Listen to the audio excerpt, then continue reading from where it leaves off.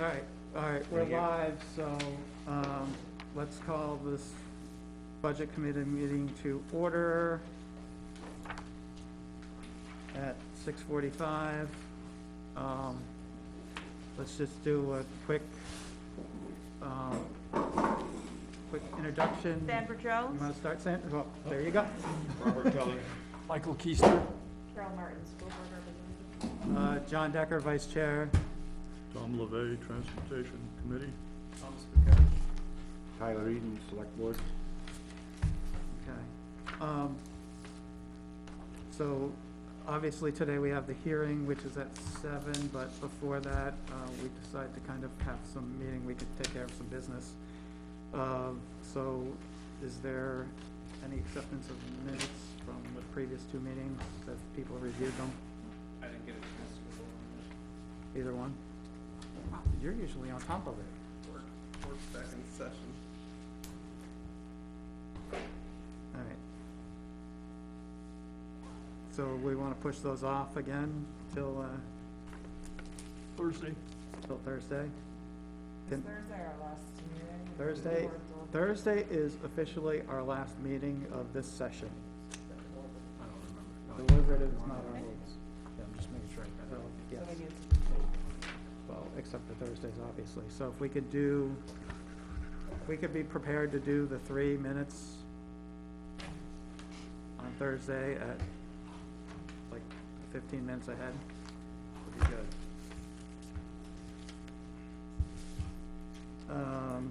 Is there anything new to report from any of the committees? I don't know if anybody's met. Facilities, Michael, anything there? You probably didn't meet. No, that's since Tuesday. No. All right, and school SAU transition, we still need to figure out when we're having our next meeting. Right. So, I'll send an email out to see when people can convene. okay, all right, thank you, Susan. Capital improvement plan, Michelle's not here.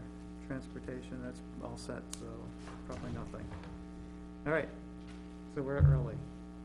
So, anything to discuss before our hearing? Can I ask, the select board, have you decided on which budget version you're putting forward on Thursday? Yeah, we're gonna put forward the, hold on just a second here. The one that was posted with the no new positions. So the fire, department asked for new person, that will be a warrant article. And everything else on here. Besides, we did, put some money back in the fire budget for their radio communications and their equipment repairs. And they were back to the original numbers that they had asked for. So,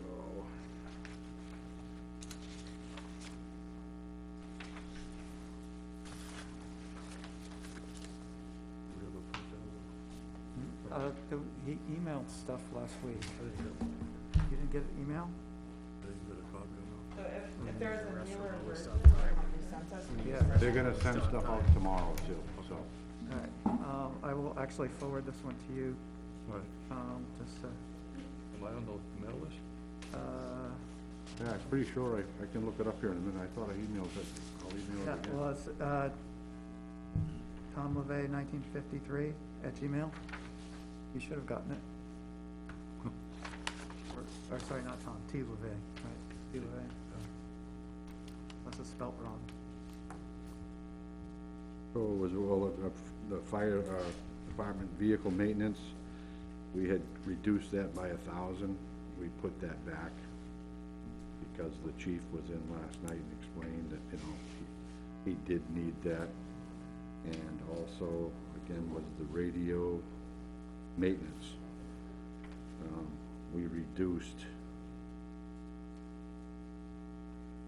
by 2,000, and we gave that back to him as well.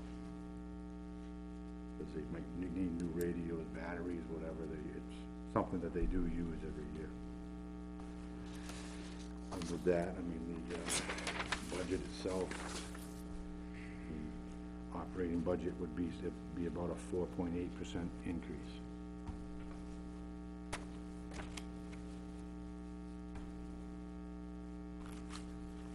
Does that take into account,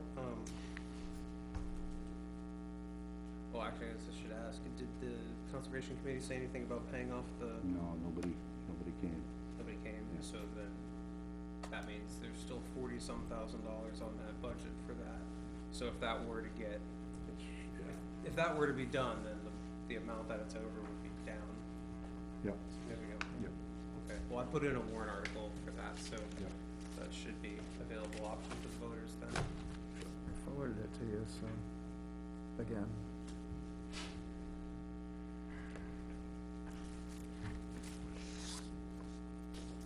Right, so yeah, so you guys will email something out ahead?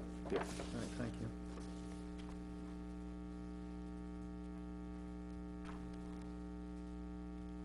I don't have it. You still don't have it? I'm looking at my phone. Oh, there it is. There. Just popped up. Now, did you guys get a copy of the warrant articles to vote on? We saw a draft copy, I think. There was a draft attached to this, Yeah, a lot of highlighting. yeah, those are the ones, like I said, we had those last night, so I don't know if Thursday's gonna be the night, or I'd imagine they're putting some sort of package together for you. But Thursday's a public hearing, right? It's not just a regular meeting, or regular? It's right, it's, it'll be like this, where we have 15 minutes ahead to do budget Okay, stuff, and then the hearing starts at 7. Sorry, I was, okay. So then we basically, after the hearing, we'll have to vote. Vote for the warrant articles and all that? Okay. Everything, yep, everything that goes on the budget, or in the warrant. So are you at a 7.5% increase overall? 4 point. That was, one of them shows you with personnel and one's Oh, without. okay, okay. I must have looked at the wrong one then.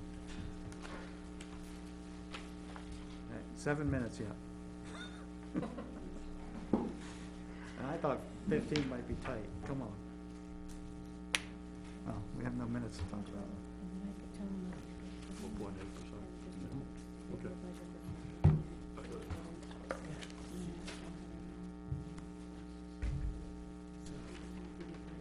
Yep, I had it. Section. So I gave warrant articles, Yeah. I gave revenue costs, tax impact. Budget. Yeah, so the new things are just in the new default, and then the tentative summary. So these are the 4 things that I handed out.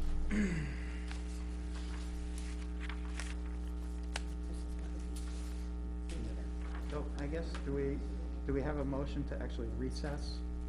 I think what we need to do is recess, because we have the hearing, then we open our meeting back up. I move that we recess. Until later, until after the hearing. Yes, correct, until after the public hearing for All right, the school budget. All right, do we have a second? I'll second. All in favor of recessing until after the hearing?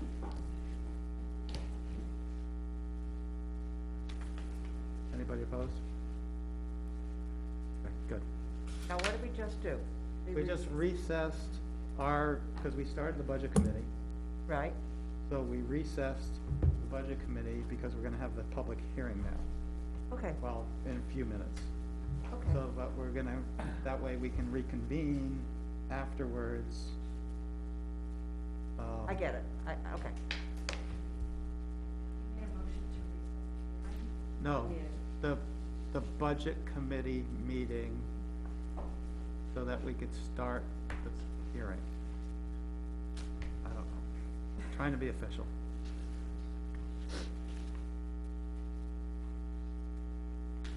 But we still have to wait 5 minutes to start the hearing.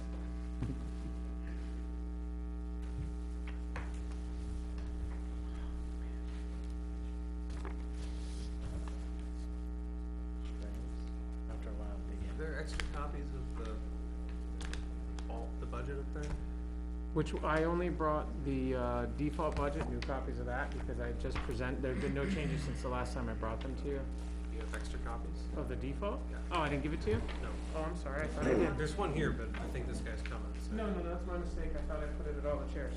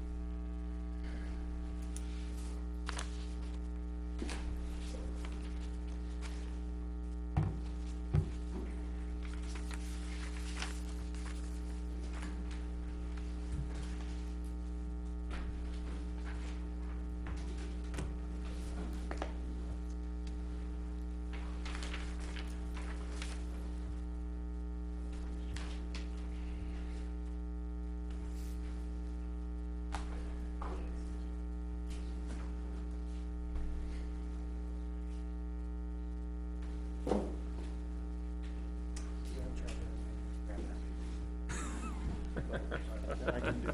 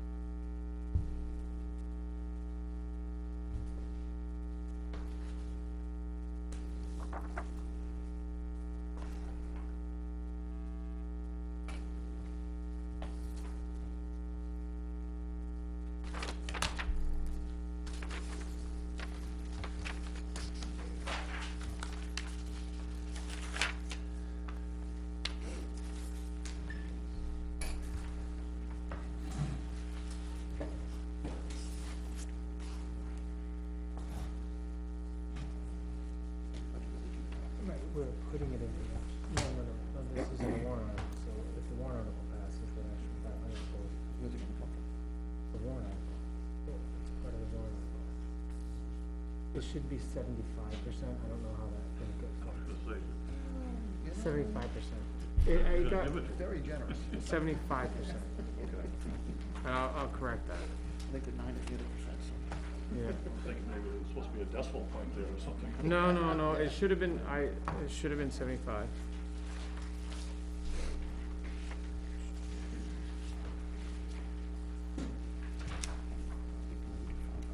No, it's correct. 44,000, it's embedded in there. Yeah. All right, It's embedded so, in that 44, 8, so they only get that if it passes, otherwise they get 2,000. Yeah. Yep, gotcha.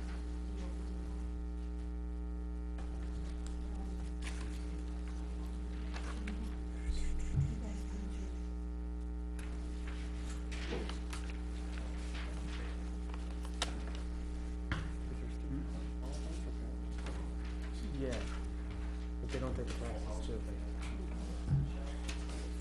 Michelle, yeah? Or they don't have an associate. he's definitely not coming? Must take one of the two. Okay. All right, it's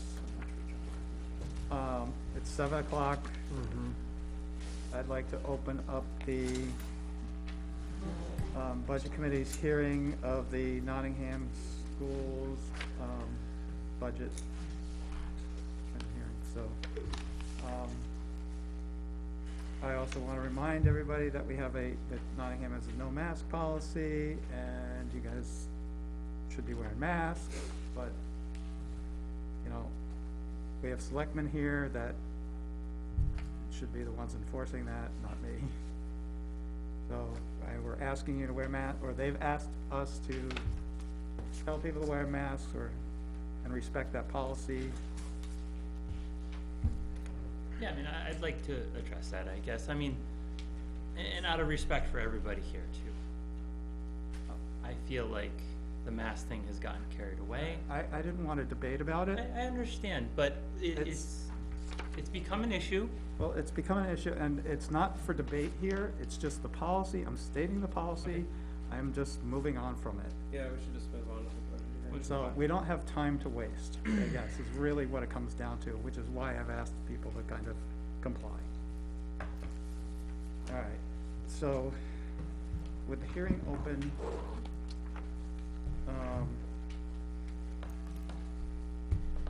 what do we wanna go over first? Do you wanna go over the regular budget, the default budget? We could give you a list of everything that we've put together Okay. for you, and then if you tell us how you wanna present the Well, superintendent. or do you wanna will just kinda go, present. you wanna go through like the, warrant, kinda just go, take it through order of that? or- Yeah, we've got a budget, a proposed budget with 1.82% increase. You've got your default. Why do I have two? Details for your SAU and preschool behind your proposed budget.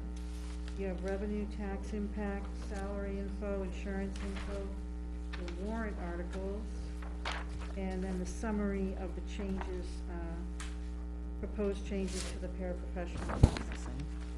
They might be, because the desks might have been close to each other. Oh, So, you have- So you have one anyway?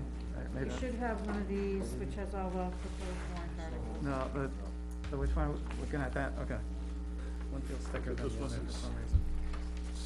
Alright, Okay, so again, Mr. Decker, to reiterate what Ms. Levinson had shared with you, today what I brought to you was an updated default budget.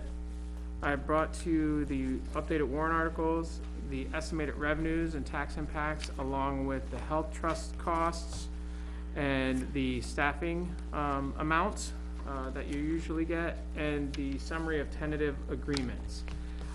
What you had asked about the budget, there have been no budgetary changes since my last presentation to you just about a week ago. So I did not reprint any budgets. You had already received those. I do have a copy for myself here that I brought in case you had any questions. Mr. Souza also brought some stuff if there's any additional questions outside of anything, that we've already presented. So the question that I would ask is, I can go over the warrant articles first. I can go over then I can go over any revenue items that you would like, the summary of the tentative agreement, and the default budget. Whatever order you would like them to go in, I can present them to you. well, yeah, why don't we just go through, I mean, obviously, we can go through the warrant articles, one doesn't obtain, Right. has no impact on us, so that's, So, two is, 2 is the addition, the renovation and addition to the existing school building. We did have a public hearing today, so in your current document that you have in front of you, it does not tell you the school board recommendation. So if you'd like to write in on that, you can now. This was printed prior to the hearing. After the hearing today, the school board listened and followed along with the hearing, and they made a vote to recommend the addition and renovations to the existing school building of a vote 4-1. So 4 in favor, 1 opposed. So as of right now, you would see the school board recommendations 4-1. That's not currently on your sheet. It currently says X-0, and that's solely because that vote was just taken. Are there any questions on that first warrant article, that's warrant article 2, so sorry, so warrant article 2. anybody have questions on that? I mean, I don't know, some of you were here for the previous, hearing. I guess I'll just comment there, we did review the, impact fees, which we would apply to use for the first year interest. There is more than sufficient impact fees available. They do expire periodically, obviously, so we reviewed the schedule. So are you saying there's enough impact fees to cover The that first year full interest. year's interest? And that's, So then that, so then the first year wouldn't be any impact? if it's approved by the planning board to use the impact. Do you put on here the term of the bond, like how many years? We do not decide the term until the warrant article passes, so that's what we So we did put an example of a term on this, so if you turn to the next page, it's just the spacing, it didn't fit. The next page does say that, if this article passes without using the fees, the impact fees, it would cost 17 cents per 1,000 for the first year. That's interest only. What we put in here is what was in there in the past, which was a 20-year bond.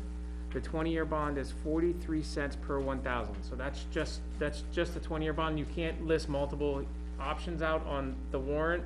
What we would do, if it passed at that point, we would then be able to decide what amount we're gonna take for that. Because really what you're approving is that first year amount, and there has been both recommendation that you don't need the second year on there, but the school board felt as though it was important to show the taxpayers, if they say yes, beyond for the first year, what it most likely would look like.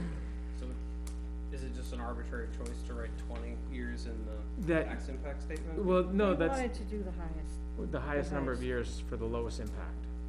Wouldn't the highest impact be That's the lowest one number of point years? five, well, over the long haul, you're paying more.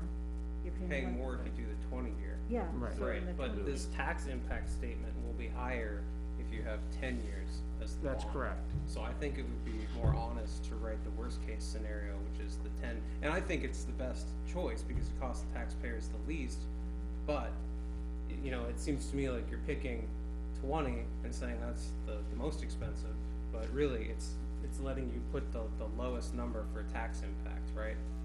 Yeah, I mean, it's If you just, saw the presentation, I think it was like 256 tax impact if it was, in my mind, I was just thinking 1.5 million, I can't speak for the others, that it would be better to I think it would disclose be that. more honest to put this in at the one that has the most tax impact, which would be the 10-year. I do agree with Tom there, and I also agree that the 10-year is best for the town. Because honestly, Like a mortgage. it's, right, well, right, it is a mortgage, Pretty simple. but, I mean, I foresee that maybe in 10 years, again, we're gonna be looking at doing something else. You know, is this truly gonna get us, how far do you expect this to really last? Well, if the student population stays relatively even, then this should really last for more than 10 years. Well, Because right, but, the way they teach middle school now isn't gonna change necessarily, so. The only thing that's gonna change is if the numbers go up, the population, the need for more schools. Population of children or just Yeah. population general? Well, Well, it's been When you declining build- actually over 12 years. Student enrollment's been declining. Yeah, student which enrollment. which I find interesting, you know, being a realtor, and I see houses being sold here all the time and houses being built. So the All right, Right, town's, but you the gotta go town's- by the students, not what sells a house. the town CIP I- plan children says in the that, house. well, the population is expected to increase, that it's older people and people are having less kids, and so the town's Right. projections are that the population will increase, but it'll take about another 25 years to add another 1,000 people. And the CIP plan says that enrollment in the school is expected to remain flat. Because even though there is some population growth, people are having less kids, Right. and people are taking their kids out of the public schools, homeschooling. The expansion of educational freedom accounts can also kind of drive down the enrollment numbers. And you have to remember, we actually have full-time kindergarten now, and we're bringing preschool, and it's still less than over a decade ago. Actually, 14 years to be precise, when the last assessment was done. During a COVID year. It's been going on for 14 years, so you can pick any, this has been going on before COVID was even invented. So just, I pulled up the slide that you guys had at the presentation we just saw, and the year 2 tax impacts that you had in there. The 10-year term had a 74-cent tax impact, and the 20-year term had the 43-cent tax impact, which is in here.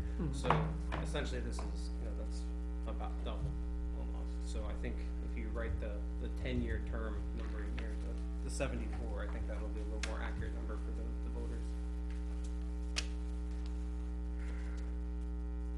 Especially since I would hope that that you do go with the 10-year term, since that saves us money in the long run. Which on a $350,000 house would be around $259. a year, Right, and that's for every year? yep, It declines. until it's paid off. Yeah, right. It declines on the schedule. It Right, declines. it declines a little bit until like the very last year, I think it's. I'm sure, I'm gonna suggest that, that we leave it as is, just because, Budget Committee is obligated to vote to, recommend or not recommend Article 2 tonight. And the school board isn't going to meet to approve a change to what they've printed here before we make our vote. Well, that actually ties them to a 20-year term then. No, it's an Oh. estimated impact. We're not required to include that sentence at all. The second year not required. That's for information. An estimated impact based on an estimate of what the 20-year interest rate. Were you guys gonna include the thing we had seen in previous years where it says like for a $350,000 house, it would be this much? So after the, we will present it all. Okay, It's in here too. but that won't be on the ballot. Okay. All right. Any other questions on Article 2? If it fails, are you guys just gonna bring it back the next year? Not discussed. I don't know. All right. Take 1 year at a time. Article 3. So we have, this is both the operating and default budgets. So, that's correct. So what you'll see is, as presented to you at the last time, Article 3, the operating budget is $15,147,690. If that were to pass, it shows an estimated tax impact of $1.14 per 1,000. And if it were to fail, you would have your default budget, which is $15,189,553. And that impact would be $1.20. So it's 6 cents more if the budget that we're presenting to you doesn't pass and you go to the default. The Uh, def- All right, just a second, Nate, sorry, I want to just go back real quick and just make sure that the public didn't have any questions on Article 2. All right, okay, sorry. No worries. So, again, as the school board had tried to bring you a budget under 2%, there were certain things that they were able to reduce or not use, try to put off for this year, and that was able to bring you in at a lower budget, at the 1.82. If you go with the default number, which is what the, taxpayers approved last year, plus any, cost associated with contracts minus any one-time costs, that actually comes in at a higher rate.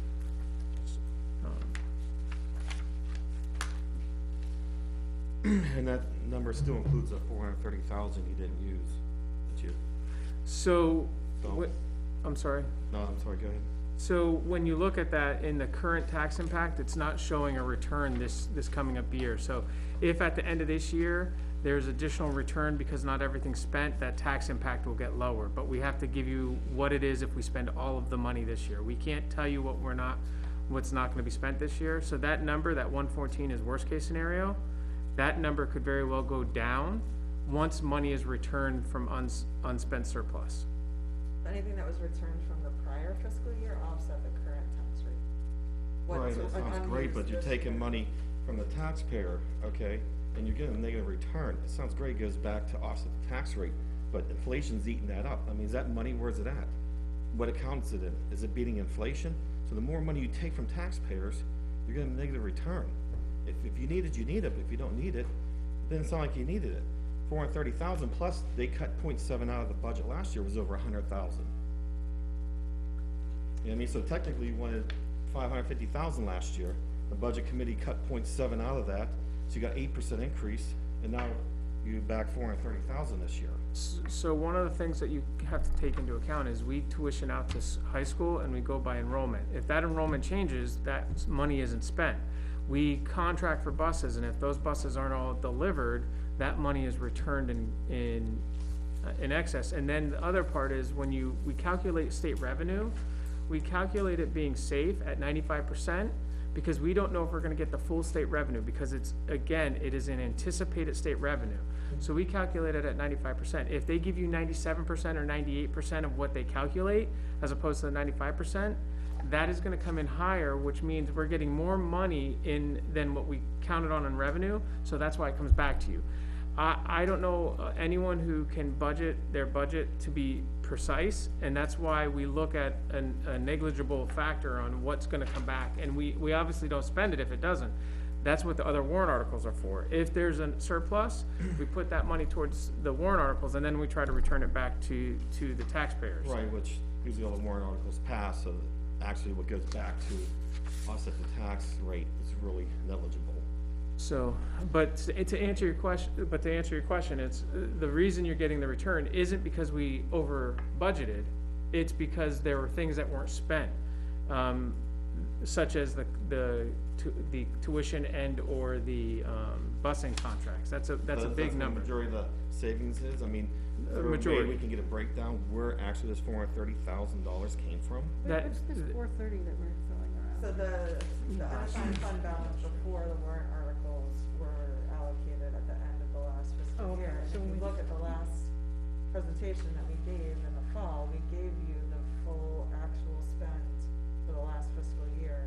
So you can see the budgeted amount and you can see the actuals, and you can see, because it was a COVID year, there's a number of areas like field trips. that didn't happen. We put the budget, we froze the budget, which impacted things and created some of that, but I feel that you definitely do, if we have savings for whatever reason, when they set the tax rate through the Department of Revenue Administration, you do see a benefit to the taxpayers for the new tax rate that is set. Just seems like a lot of money, 430,000. I mean, if But you- out of a whole budget, especially, we put a freeze on early, because we just didn't know what to anticipate, so.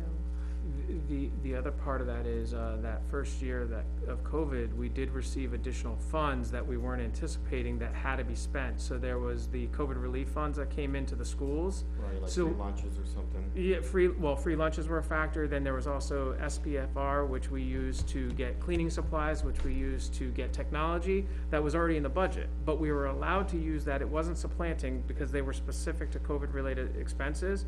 So when we froze the budget, we didn't use what we had budgeted, but we used the grants that were gonna go away. So the grants were in theory free money that came in from the federal government, in theory. Right, it comes from the taxpayer. Right, that's why I said in Initially, so theory. nothing's free. That's why I said in theory, but it came in from a grant that if we didn't use, it would've gone back and you would've seen it either way. Right. So we use those funds to offset the taxes here because we were allowed to. And then, as we had said, because we were remote, things like sports, field trips, those things didn't take place, there were additional savings throughout. And that, I'm not gonna say 430,000 isn't a lot, but. I mean, I don't know. I heard this been going before COVID was even around, whatever. I'm not 100% sure. I wasn't on the committee or, you know, I mean, a couple 100,000. This isn't, they're just telling me there's something new. I'm not sure. We have had years where there are big amounts that go back. I mean, and I do think that you guys typically do start your sessions with budget to actual, so that you can see. So I think to your point, you know, it's fair to say, show us the budget to actual when we start up. Right, and I guess we don't zero it out, right, at the end of the year. We never zero it out. And then you This can was the see. budget, the taxpayers stepped up and they, you know, I mean, they paid it. You don't ever zero it out. If you don't use something, that should be the budget, starting budget. Right, so, and. Don't you zero it out. In last year too, what I can say is you did have an increase of homeschooling. And if you have homeschooling increase at the high school level, every student is $18,000. So if you take 3 students, that's 54,000. I mean, that's gonna be a large chunk of it, and you will see the enrollment. Also in previous years, the Nottingham Board had, tuition for some move-ins. And that had given larger returns, and they stopped doing that process of tuitioning in for move-ins, like saying, we're gonna hold 2 spots for move-ins just to be safe. That's when you had some of those larger returns years ago. Those have declined, because now we are looking straight at January numbers to put this in. So, you know, it's very tight, this year. I can speak to the, you know, the increase of only 1.82% is a very tight. Well, compared to last year, 8, year before that was at 6.5, year before that was 5. Right, so But this, look what's going on. Everything's tight right now, you know what I mean? It's really tough. So you don't expect any unspent at the end of this year that we're budgeting? this is next year's budget. That's what I mean, yeah, the year that we're There's budgeting There's no for, Four. questions. Right. There's, Right, we don't know. when There- it's- there- but he's saying it's tight, so he's not expecting there to be. I'm not expecting the $400,000 return.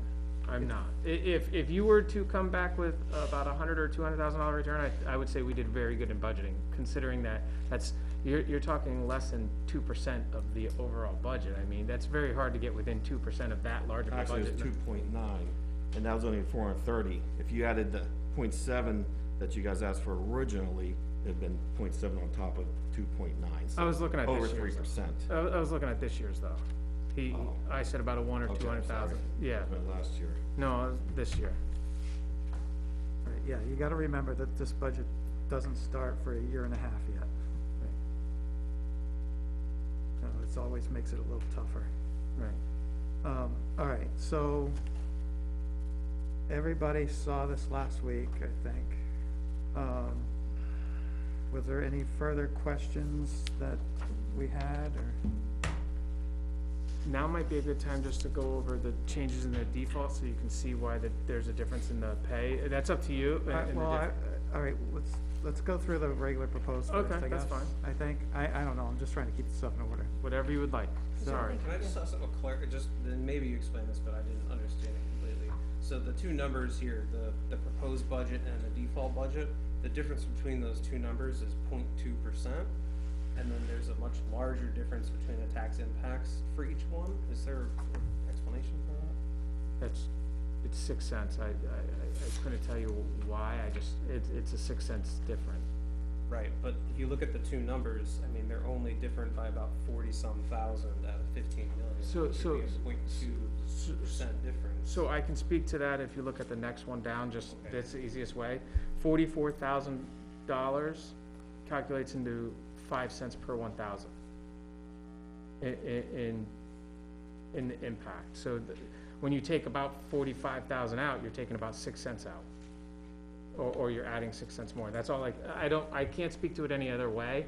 I can't There's say, a worksheet that shows you the calculation. yeah, I couldn't speak to why the percentage, it's the 0.4%. I can just, it's, Hello. no. It's just the way the formula works overall, the large number. We're using the 811,883,203 and dividing every number into it, correct? Yes. That's the tax basis of the Yes. tax? Yeah, that's the town, valuation. They just did a big, reval last So you're year. using a different tax or tax assessment basis? We're using the current tax one that the DRA uses, Okay. The 811 million. and it's on that, second page. It says fiscal year, estimated local school impact, and you'll see that number right about, I don't know, a quarter of the way down the page on the right.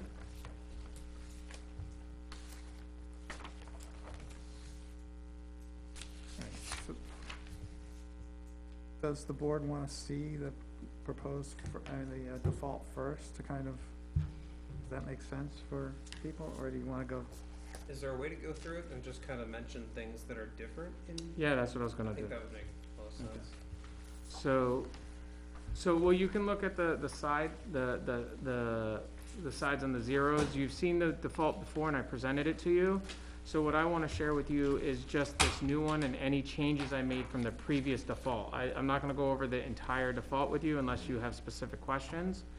So what I would share with you is if you were to look at the default that I handed out to you, the first change from the previous default that you received doesn't take place until page 12. Excuse me. So, page 12, if you look at the contracted school psychology, that was a new line in the budget, but it's also a required special education cost mandatory obligations under your default. Your school psychologist is the person who works to identify and target student need through specific, for their learning disabilities. They're the ones who do a lot of the academic testing and are required to do certain tests like the WIS, the intellectual. A teacher is not able to provide that test. They're not allowed to. So this person does the testing to be able to look at the identification need of your students. If you didn't have this, you would not be in compliance because you would not be able to meet the needs of identifying your student need. So that, You're saying that when you do the IEP process, there are parents there and there's a student. And when kids are put forth for evaluation, you must have a school psychologist, evaluation. not for all identifications, but for some, yes. Okay. That's what they, yeah. So it's- this is the same as in a regular budget. That's correct. But that's a change from what you had seen in your default in the past. And one of the reasons it's a change is that it was being covered in the past by IDEA funding, but because our IDEA number probably won't cover it this year, we had to push it into the budget, and then it pushes over to default. That's correct. The next change doesn't take place until page 18. So on page 18 at the top, you have your district assessment. I did speak to the school attorney, and your current budget, so the budget that was approved by the voters, your portion was $674,519.27. While that can be the number that's brought over to the default, because you're not removing any of those services, you're still gonna be in very much need of everything that you're paying for at the SAU. The school board elected, because the default is their budget, to try and represent more of a flat line change to this, so they matched their proposed budget to the default budget, even though they weren't required to. So this number was reduced. The previous one that you were given for the default showed the 674 number. The 674 number, remember, one-time cost. An SAU is not a one-time cost, and they weren't eliminating positions. If anything, they are absorbing more cost because they are taking their own personnel on. But they felt as though if they were gonna present a budget as proposed, they wanted to do the same in default. So, not that they're required to, but they chose to do that to be, more clear. Any questions on that change? Okay, so page 21 has your changes the only other changes that were made to your default, and these are related to your transportation numbers. So, the last four numbers on this are your 2721s and your 2722. So you have elementary transportation, transportation to Dover High, transportation to Co-Brown, and your special ed elementary transportation. Those numbers represent the contract.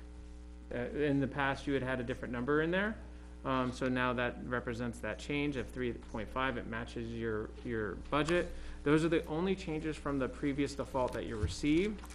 So I wanted to go over those changes. One of the areas that I can show you for a difference again, if there are no questions on those, would be under your contracted service section. So if you go to page number 12,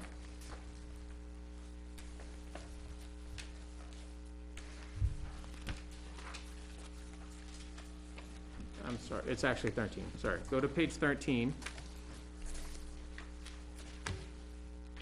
If you look almost down towards the bottom, this is one that I'm gonna point out that shows a little bit of why I didn't do this for everyone, and I wouldn't be able to do it for all of them, but this shows you why your default's higher. If you look at your contracted occupational therapy, your contracted occupational therapy in the current budget is $92,274.15.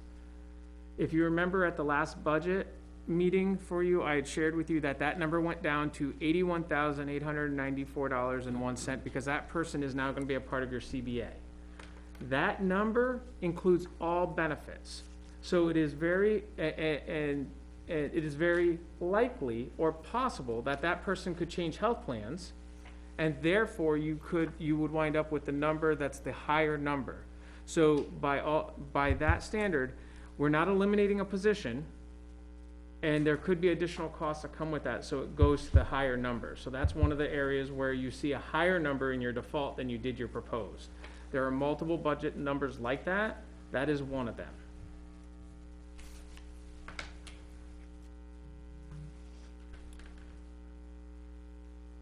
So are there any questions on the updated default that I had delivered to you? And that updated default, as we had shared, does have a higher cost, and that is at a 2.1% versus the 1.82%.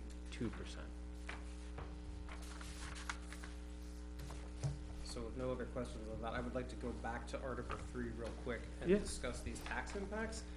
So I just looked at your revenue statement, and you have the 2022-2023 estimated equalized assessed valuation of $828 million. So if you take we'll just take we'll take the one that's on this revenue page. So you can see here, right about here on this page, on the third column, about 3/4 of the way down, you'll see total operational appropriation, $15,147,690. So that's one of the options that's provided here on Article 3, correct? Yes. That's the proposed budget.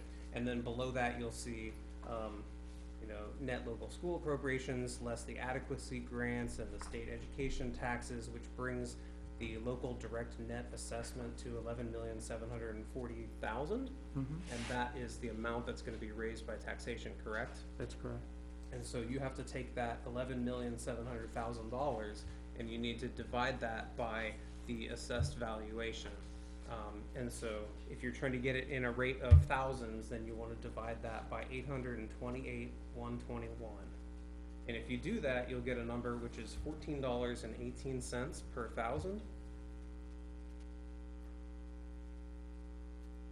Again, I'm using a spreadsheet that goes through that was. Okay, well, you're using a bad spreadsheet because I just went back and I looked at last year's. Where did you get the 828? That's down here at the bottom, third column at the bottom, it says Oh, yeah. equalized assessed valuation, that's the predicted. Estimated, so if you look on the next worksheet, he's using the 811, 818. Sure, you're gonna be off by a few cents. The point is, if you do these calculations correctly, the tax impact is around $14, which if you go back and look at last year's school warrant articles, if you look at warrant article 2 for the budget on here, their budget last year was $14,877,000, and the estimated tax impact is $14.56 per 1,000. So you're off by a order of magnitude. I don't know where you got $1.14 and $1.20. You know what that is?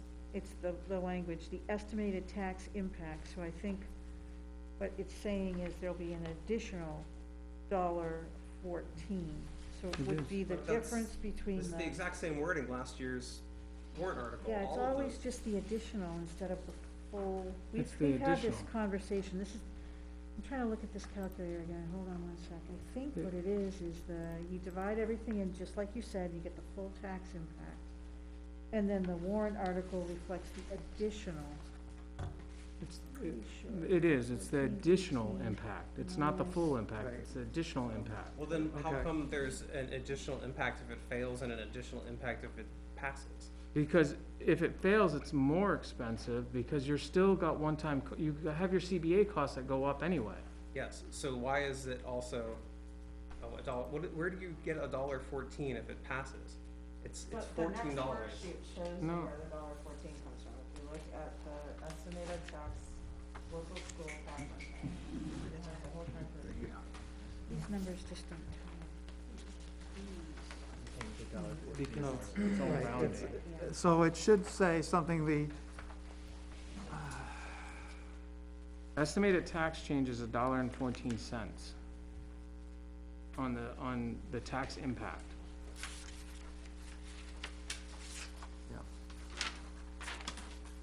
Yeah, that's the tax change. That's all that you list on the warrant. No, on the warrant, you put how much voting for this is going to increase is going to put on our taxes. No, you only Well- put the increase. I think that, Well, then how come last year we had $14.58? didn't we used to have the word additional in here? Right. The additional tax impact for the I'm looking at Article 2 on last year's one, and it says the estimated tax impact if this article passes is $14.56 per 1,000. The estimated tax impact if it does not pass is Right. $14.85 per 1,000. I mean, either way,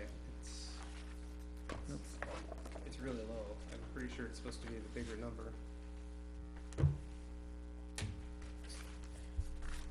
you've already paid the $14, We so haven't they. already paid it.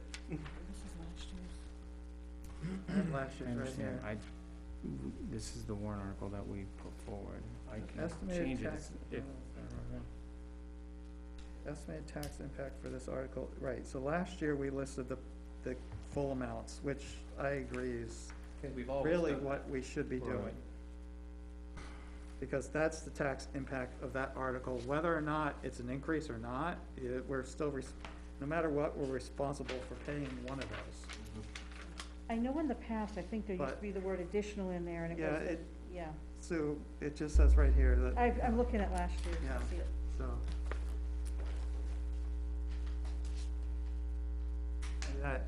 And that's, the way this wording is, that's definitely should be to match the actual amounts. whatever the board's It's probably specified in a New Hampshire RSA, and my guess is we've been doing it correctly year after year after year, and that this is wrong.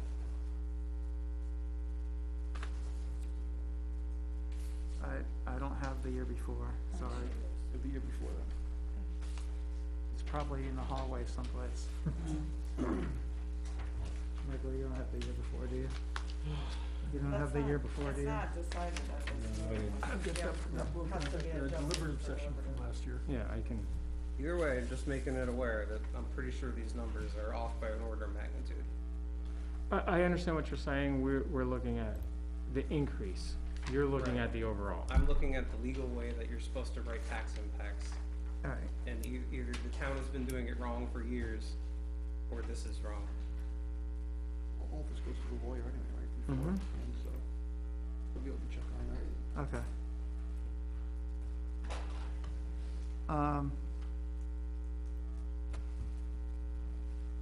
So, what I can do is regardless of that, the bottom line numbers are correct, and I can send it out to legal to have them review just which way it's supposed to be worded, whether it's the full tax impact or just the additional tax impact, and we'll change it. What you would be really looking at doing is, if you are looking at, are you recommending the appropriation, not are you recommending the tax impact?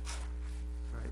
Yes, I know, but this is the information that voters use to make their decisions. So as I've said, Tom, I will send it to the lawyers and have them put on whatever is appropriate, whether it's the full impact or the additional impact. Whatever the lawyer says is correct, I'm gonna go with them. And that really could be modified at the, deliberative session. It can be modified before, because again, Right, I would hope that it would be modified before to match what we've previously written. right, I assume that's correct based on last year's. I didn't do last year's, I'm sorry. Right. So, But again, what you're and- recommending is right, the what we're appropriation. recommending is the article, or, or, right, the amounts in the article, so that's, I think we can work through that. All right, so, questions on the two budgets? And it's the lower amount, you showed it. All right, so. Is everybody good with the default? Yep. All right, I have a question, John, if I could.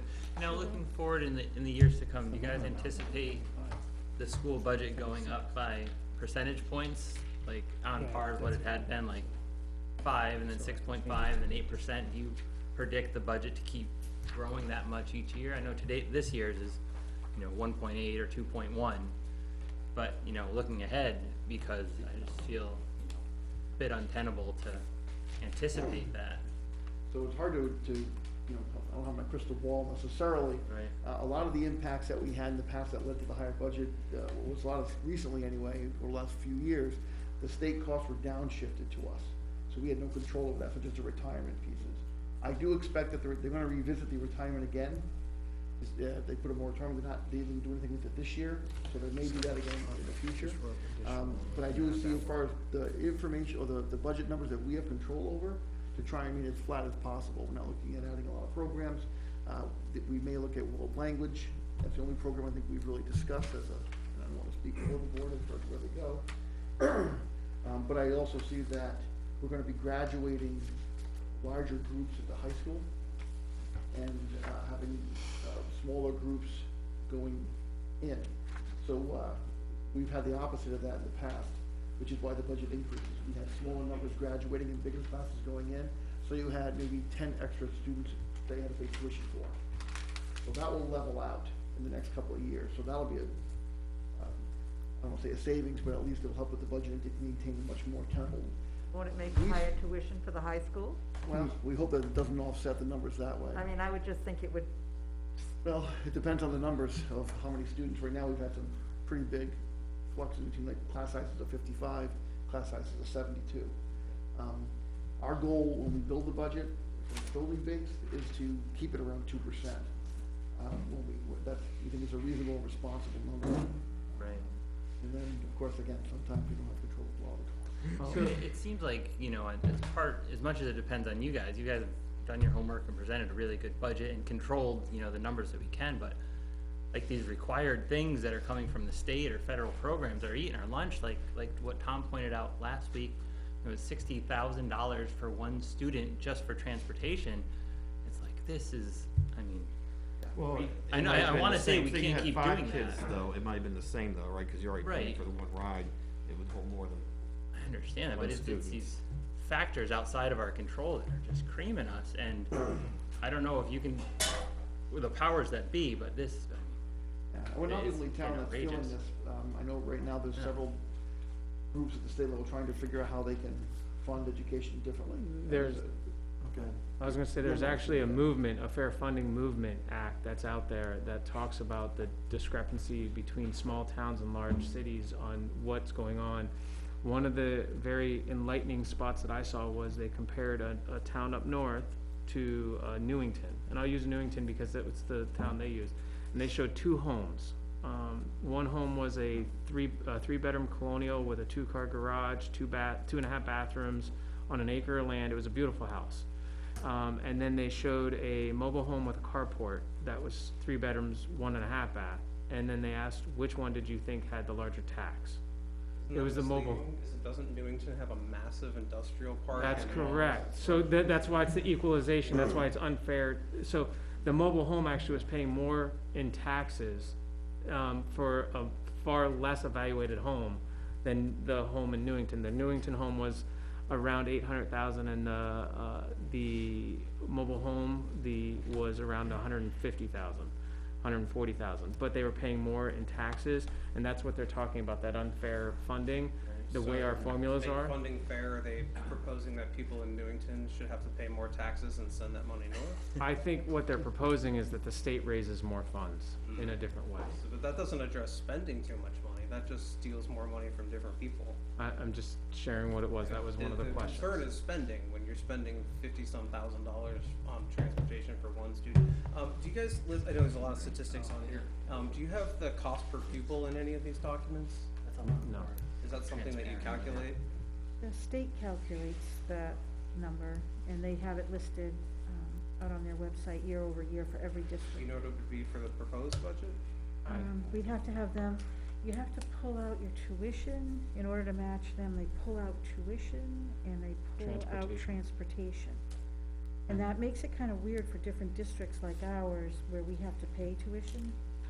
So that's how they calculate it, they explain it on their website, and I can show you the link if you want. for Right, all the but in reports. layman's terms, you can take the total budget and divide it by the number of students, right? It would never tie back to what the state has, because they make adjustments. Okay, well, I mean, I did that, I took the total school budget and divided it by the number of students, and I got around 19,800, something in that range. Does that sound reasonably accurate if I were to do that?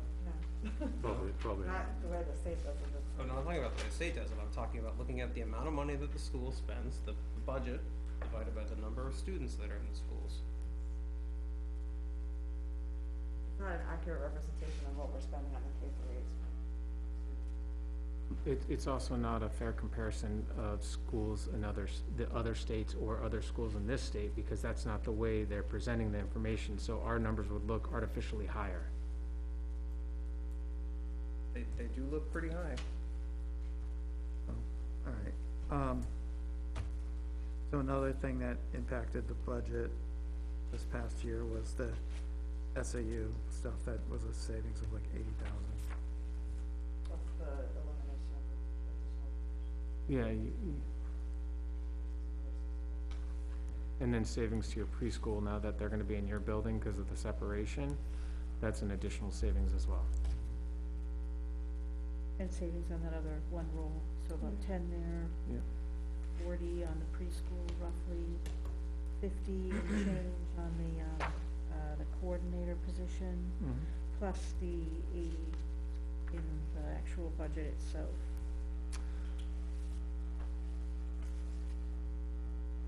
Okay, so on the regular budget, were there any questions in that? Let's put that in last week. That showed that it was just additional. Chris, I know that I asked last week about, some additional backup on like the special ed secretary I believe it was special ed secretary salary with the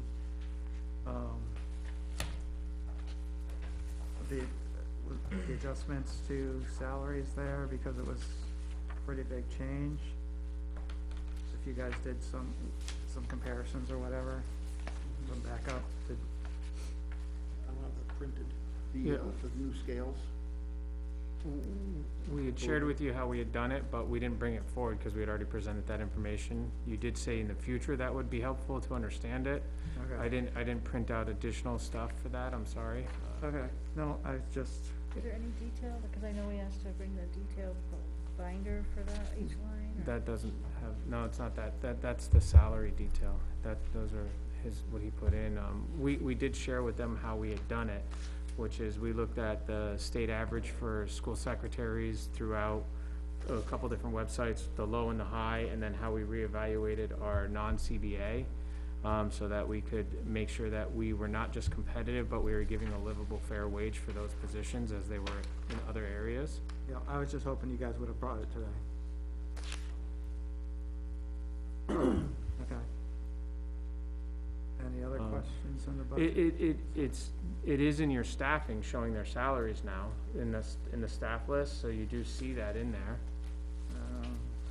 Not what we came up with, but that is in your.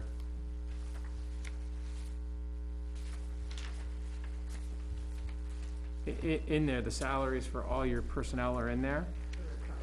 Yeah, and I can share with you the starting wage and the ending wage, and I can recite each one to you if you'd like. That's not an issue. I do have it in front of me.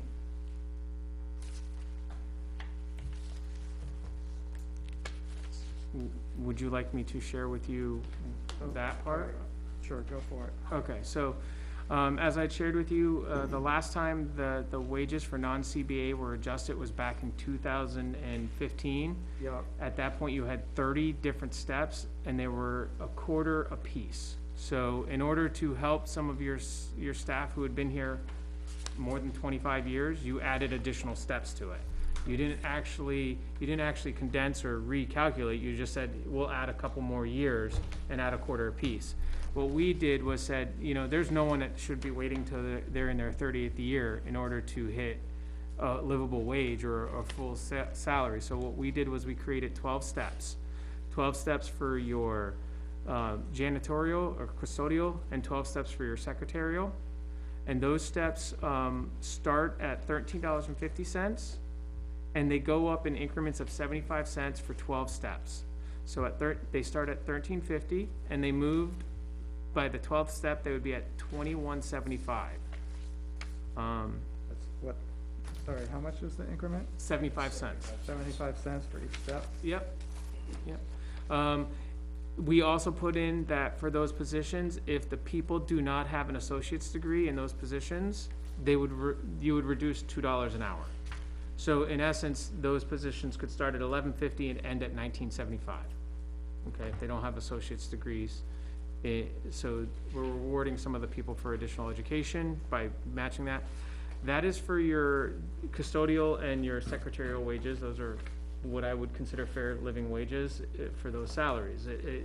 The 2175 puts them in the 80th to 90th percentile, but that's 12 years of experience. You would hope they would be in that upper level. The 10 percentiles is about 1350, that's the starting wage. And that's what you're looking at, you know, someone with an associate's degree making 1350, that's not a huge rate wage. When you talk about having a degree and going in these steps and stuff, does it have to be a specific degree? Or An associate's degree, we didn't label what degree, an associate's degree, whether it's, Associate's degree, it's custodial or secretary, so. Right, but this applies to all the teachers. no, it does not. No, No, this is that's- just non-CBA, this is just your custodial and secretary. But it works the same way with teachers, where if they get an additional degree, they go up in pay. They go with. That's different correct. track. They have a different Do scale. those ones have to be a particular degree? Yes, they have to be certified in their field. So, Certified in their field, but does the degree have to be? well, in order to be certified, they have to match their criteria. So if you have a bachelor's in education, if you have a bachelor's in Engineering. engineering, that might translate into mathematics, but it's not gonna certify you for an elementary education teacher. So they have to match and get certified in a field that works towards their expertise. Okay. My original degree was in engineering, and I started as math. So so in addition to that one, what we looked at, as I had shared with you, we looked at for your cafeteria workers, we built a 12-step scale for them as well. They start at $10.50 and end at $16. That's a 50-cent increment, and there's no deduction for not having an associate's. We felt as though that's a 6 hours a day, 180 days a year, give or take a couple days. That was a pretty fair wage for the type of work they were doing, but it used to be $9.50. You can't find someone at $9.50 to do that. So we're looking at that. And when we look at STEP, we look at if they're doing cafeteria and they're working cashier, we would look at experience as a cashier. If they worked at Market Basket for 5 years as a cashier, they have the skill set to be a cashier. We might bring them in at step 6, which is $13 an hour. Still less than what Market Basket is, but the hours might match their needs. So what we looked at was, we looked at livable wages, or wages that would at least be competitive for certain positions, such as your cafeteria workers. So we did adjust it, and we, like I said, we took it down to 12 steps. Sorry, what did it start at before? $9.50, $9.50. Right, $9.50 with 25-cent steps, Yeah. and then it goes to $13.50 with 75 foot. Yep. 75 Yeah. And- cent steps. Yeah, and something to keep in mind is the 75 cents is diminishing over the years. If you static at 75 cents every year you go up, you're actually getting less of a percentage in your wage increase. Right. What we did put in is a note, and this is something to reevaluate down the line, is, I'd said the board should probably reevaluate this every 3 years, every 3 to 5 years. Should reevaluate this, because we know things change. But we did say that, one of the things that the board could do is if they hired someone at a step 10 or 12 in 1 year, and then you don't want people not to get any raises after year 12, after they're at step 12, they would get a 3% raise until they relook at this. And which is what you're doing now. You're doing 3% raises for some of your non-CBAs, but because they were all hired at different times, and not everyone got a 3%, some got the quarter, some got the 3%, there was a very much an inequality. So this is why we re-stepped it, and that's why you saw only one position got as big of a really large raise as you saw. And you said, well, that's a lot for one person. You're right, it was, but that person hadn't gotten a 3% like others. They were getting a quarter at a time, so they fell way further behind. So now it equalizes and gives a fair assessment of everything. Okay. So does that answer the question a little better? I'm sorry it wasn't Yeah, printed, no, but no, that's. that's fine. It was, yeah, I guess it was more that, the market piece that you guys, have Indeed talked will about. list it. If you go to Indeed and go to secretarial positions, it lists it right away. In New Hampshire, it will list it. Yep. And it lists even school secretaries, not just secretaries in general. All right. Further questions on regular budget? Anybody? I just have a question on this revenue thing. It says, you know, teacher salaries, and it says benefits and total compensation. Does the benefits, is that pension or is that healthcare, is it combined? The benefits are your healthcare and your, retirement. Okay, that's what I figured, I Yep. wasn't percent sure. What is longevity? That's just like a bonus? Longevity is if they've been with the school for more than 7 years, I believe it starts, and then it goes up from there, 7 and 10. I don't have the CBA right in front of me. That's a separate thing from the steps thing? Yes. How do you go up in steps? So every year that, It goes by years, right, till they top out, yes. and then how many years to top out? At top out, I believe it's, I don't have it in front of me. I'll pull it up. Yeah, I'm A lot sorry. of people, we do that, we like 7 years you top out.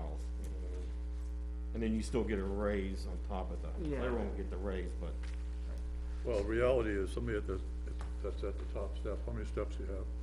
I believe it's, Miss gonna pull it right now. Levinson's looking up, but I wanna say it's Say it's 12. 12. I Doesn't wanna say really it's matter. 12.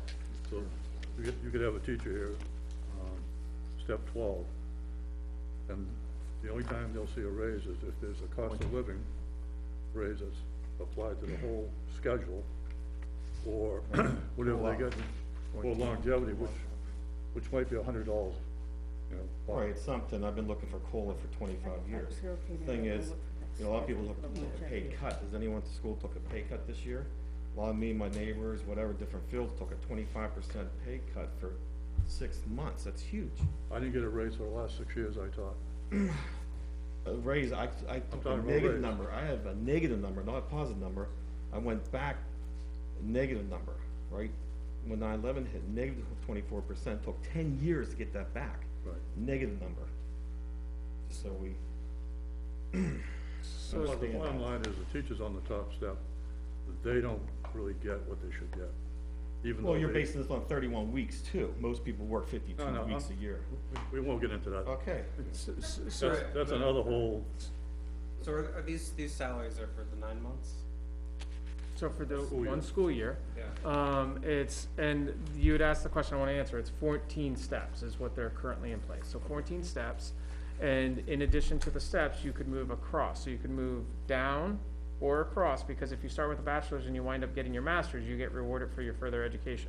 Much like other fields, the more experience you get, the more certifications you acquire, whether you're a mechanic, whether you're, an engineer, whether you're an electrician, the more years of experience, the more certification you have, the more you wind up getting paid.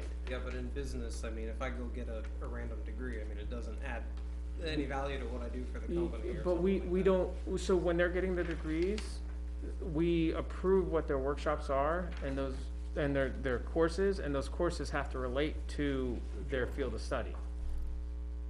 So and just a note, I mean, you had said that, you know, these pay is not a lot, but, you know, I'm looking here, the average salaries, you know, I divided this out by the number of people here, this is 65,000 average salary, and then total compensation, total compensation for employees over $100,000. The median income in New Hampshire is $41,000. So these are very good, especially considering this is for 9 months and you can do whatever you want for the other 3, whatnot. So, One of the best I think healthcare it's a systems little out there. misleading to say that these are not paid enough. These are extremely generous. these So- are all, I can guarantee you, Great healthcare. most of don't these forget teachers that. have been in the district for Right, but are they 20 to public 30 servants, or, I mean, like, this is a lot. They're professionals. so, with multiple degrees. right, and many years of experience in schooling. So if you want to get a more accurate number, my suggestion is that you go to the DOE, and the DOE does list the average teacher salary for every district. So that you can compare Nottingham to other districts if that's what you'd like to do, or other salary positions, but I do not believe Nottingham's average compensation is 60,000.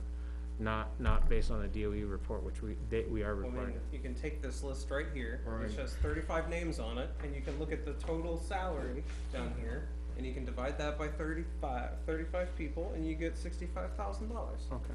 And then if you wanna look at the total compensation, you look at your total compensation for these 35 people, which is 3.5 million, divided by 35 is 101,000.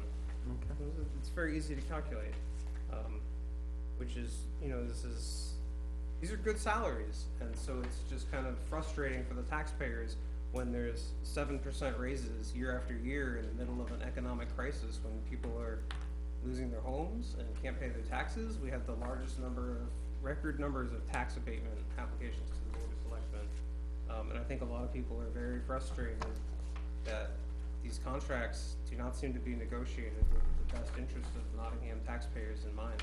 Teachers are not getting 7% increases.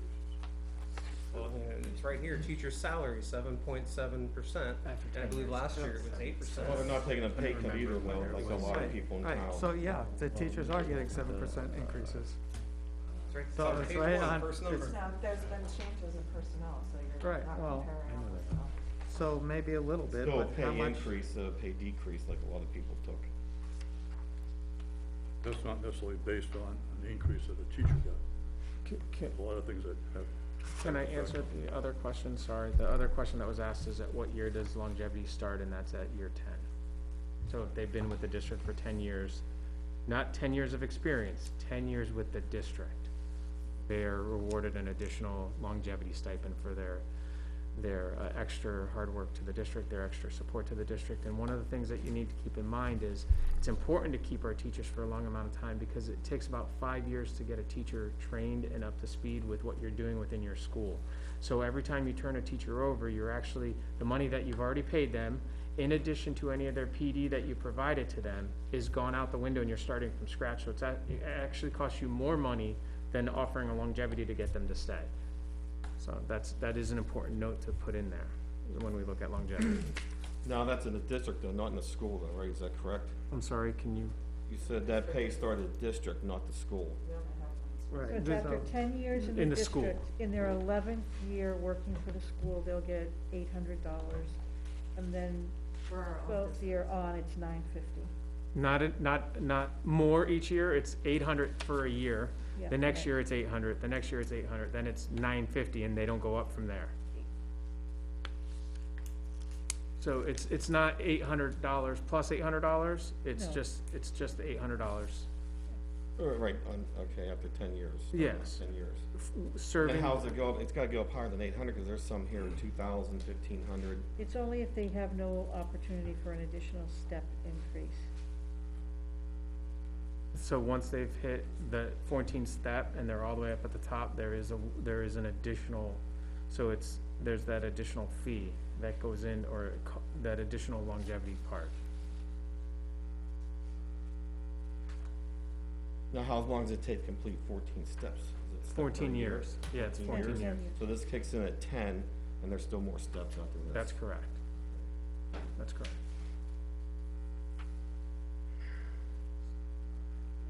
And I typically, instead of 10, I always say a decade, because really, when you think about it, a decade of service sounds a lot more than 10 years. That's been my experience, because I was on a board, and when we talked about that, people are like, well, it's 10 years. I go, it's a decade. That's the same And thing. Same It is the here. same thing, but it sounds different. I think a decade sounds longer than 10 years. I personally. Century, decade, yes, I agree with you. Yeah, it just sounds longer to me, but, so like, it's a decade of service. Any other budget? The only question I have, in talking about longevity, I see a number that just jumps out. Suzanne Dolan, how was she getting 5450? Been in the district for, I think, 32 years. There's no cap on longevity? Almost what the contract allows you to get. I'm not sure how it Usually there's a max that, Yeah, goes. I'm not familiar. I'd have to look at that in more detail, but that's because of the number of years they've been there. so they start out at what, at 10 years? 800. 800, and it goes up, what, 100? And then there's an extra, at a certain point after so many years, I believe there's an extra $200 that gets added to each year, but it's not the 850 is what I was saying, it's, So to help us, we'd have to see a schedule of yes. how longevity works. It's Otherwise, it's $800 for the first year, Yep. $150 for every year thereafter, so it builds Okay. up. So it'd be $950 for 11, $1,100 for 12, but it's not 800 each year is what I was saying. You're not getting an additional 800, it's 150 is what's added into that. That's how you're getting that larger number. So once you've hit that top step, there's no more raise for you. If you're at step 14, the only time that a new raise comes into place is you don't go from, typically what you would do is you would go down a level, but if you're at 14, there's no additional level for you. If you've got 20 years in the district, there's no additional level, like you're not gonna go down from 10 to 11, from 11 to 12, you're just stuck at 14. And so that's where, so if they have 20 years in, they're still stuck at 14. Well, they're still gonna get paid raises, just not step pay. That's step pay. Two different pays, right? If there's a cost of living adjustment. If there's a cost of living, but if you don't have something that passes for a CBA, there would be no raise at all. And you have steps built in that people could get, and therefore, what winds up happening is if they're stuck at that level, there's nowhere to go. And I would say that 150 each year after year 8 isn't a large raise. It does add up eventually, but, you know, at $150 a year, that's not even 0.5% to someone's salary.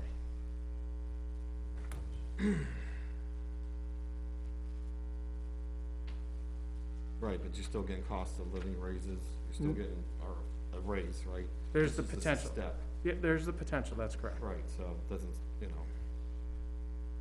I agree with you, this step stops, but then it can continue on, not the steps, but a different way. The next year, correct, it could.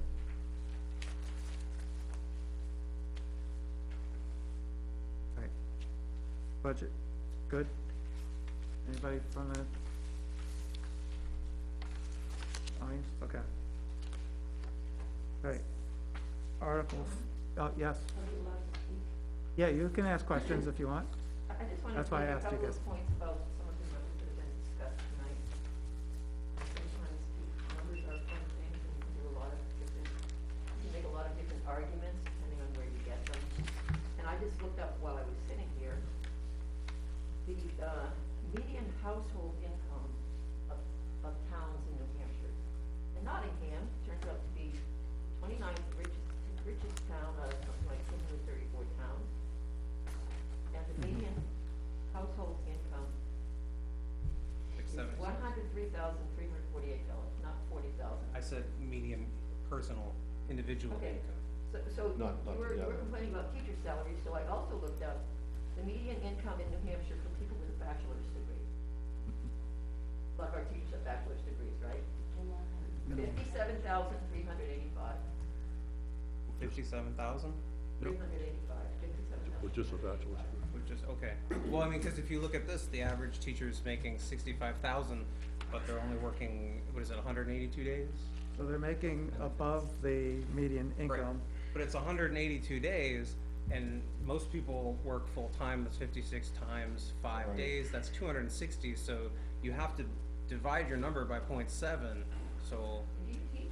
Or yeah. just do research? So that would just do research, so that would be 92,000. If you took 65 Yeah, that's about and right. divided it by 0.7, you would get to 92,000. $80,000 salary is equivalent to like 130,000. Most of the people I know. They that work in do a lot of 52, work outside of 52 weeks, normal It's merit. not something you get done in your school day. You work on weekends, you work evenings. It Oh. makes any Right. job. So, I've heard so that do line. most people Yeah. who have bachelor degrees. Pardon? So do most people who have bachelor degrees and work for a salary. Not Tom, he does research. Isn't that what this, like, these things all say, like, you know, employees will have 2 unstructured 30-minute paid periods at the end of their school day per week? That type of thing, doesn't that account for a lot of that? Those are the paras, Okay, but the teachers one has similar things, paras are right? paid hourly, not substitute.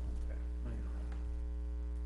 Alright, Can I say, Anything? just kind of this is all very new for me, right? So just as observing, our school is a great school. We appreciate all the work that goes on there, right?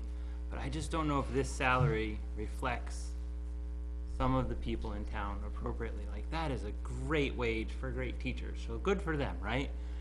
But as the school budget goes up 8% and 5% and 8%, and then we wanna put this huge addition on, people in town are feeling the crunch, and like, there's a little bit of a car crash coming, you know? So that's why I asked before about, how can we bring these non-negotiables down?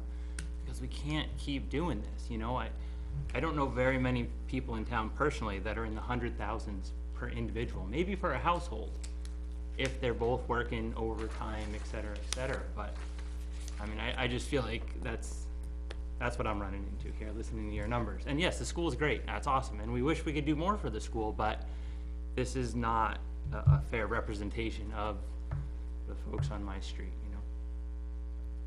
Anyway, that's, if I don't know, I guess I'm Captain Summary over here, but it's like, you know what I mean? So, I guess at the end My- of the my day, two-bit. we don't really have any control over this right now, so. yeah. I wish we did. I wish we could bring those non-negotiable numbers down. Make it a little more tenable. You gotta get on the school board and negotiate.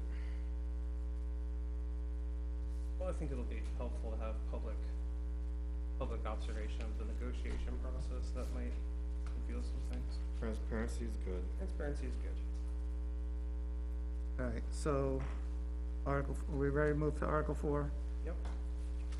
All right, Article 4. Article 4 is your agreement for your Nottingham Paraprofessional Association. It's looking at a 3-year contract. It shows the cost for the 3 years as if all employees stay exactly that are employed right now. If you have employee changes or personnel changes or increase in paraprofessionals due to special ed students, these numbers could slightly change, but this is based on your current employees, which has an estimated increase for the first year, $44,642. The impact, the additional tax impact, or the tax impact for that amount of $44,642 is 5 cents per 1,000. In addition to that, just for the budget committee's reference, there was a article handed out that shows the summary of tentative agreements, that any strikeouts show you what some of the changes were, as well as the bolds. It will show you what the bolds are, and then the bolds are the changes and the strikeouts are changes, and it just goes over the new increased wages and then any of the other items that were put in there. And this was negotiated at length with the school board and the Paraprofessional Association. And this represents 26 total, is that correct? Yes, that's correct. It says length of workday, but I don't actually see a length of workday defined in here. It's 6.92 hours is what they work. So, right, because this is not the whole contract, this This is is just the the changes. paragraphs that Okay, change. all right, thank you. Yep. So, right, the entire thing would be much, so all The the entire other thing will be text- put into the deliberative packet when we're ready. These were just the changes for Right, so- tonight. Okay, so there's no other changes. So the Nope. the bolds added, the strikeout is removed, Yep. and then I guess the rate, The compensations, you'll see the year at the top shows the bold. That means it's the new change. Those weren't all bolded because it's hard, they'd get blurry inside that chart. that's fine, just being clear.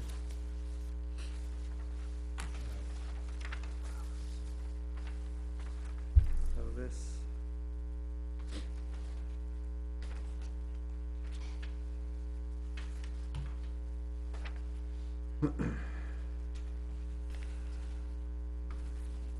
Part C4, you have a typo. here. Yeah, we tried to fix that and I thought it did get fixed, and then what had happened was when I got here, I realized, C4, where's that? Wait, hold on, I wanna make sure that. There was another typo, so which one are you talking about? In the very last bit on page 3, where it has $2,000, and then the third line below that, it has S$1,000. Okay, yeah, there is one more typo, that when we saw it, we tried to fix it, and then somehow it got, when I came here today, it wasn't in my package that I brought to you, so I reprinted it. On page 4, it says 759% of cost towards a single membership. That's not correct, it's 75%. So it's just cross off the 9. Okay, I didn't know if there was a decimal point or something. No, just cross off the 9. We did fix it, but when I got here, I realized I did not have this with me. So, Kelly was nice enough to reprint this for me, but it was something that got by me before I fixed it. If I could just make a couple of comments too. These increases are less than the 3 increases from the negotiations 3 years ago, slightly less, in an effort to keep them balanced between the 3 years. We moved some of the benefits, so if you look on the last page, benefit changes were moved to the second or third year of the contract rather than putting them all into the first year. So like the opt-out for medical insurance, which is a typo, it should be a dollar sign instead of an S, takes effect in the third year instead of the When was first that? year. So the first medical insurance and then section two. Okay, that, all right, so, yeah. The increase Page is 4. not until the third year of the contract. And same with the dental, the increase doesn't come until the third year, and that was so that we didn't put all of the increases into the first year. The holiday increase, which is the very last one, that takes effect in the second year, it's adding one holiday. That was, so if we put all of the benefit changes into the first year increase would have been much higher.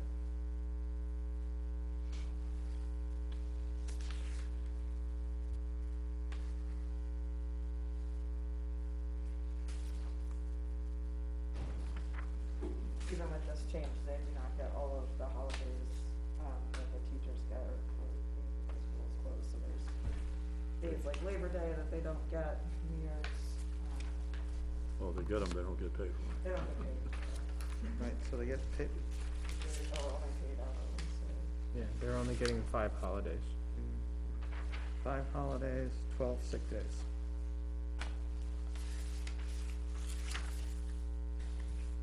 Sick days are not paid out if they leave or retirement, there are no cash value. Is that stated in here someplace? What's that? Is that stated someplace? 5 or 2 of absence, I think in the, Because they're sick days, they expire not paid out. versus vacation days or PTO. Well, their vacation days also are not paid out, the teachers, I think, get some, Retirement. that's what they don't, the hers. Right, don't they, let those sick days carry over They do.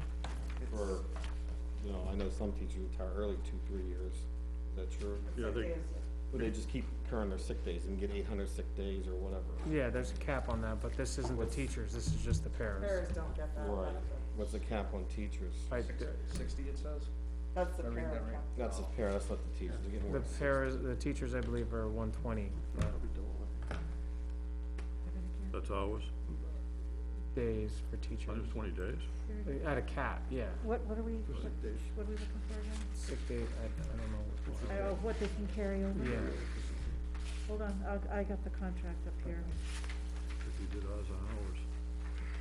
oh, did you? I should probably be reading these articles, huh? Am I supposed to read these articles?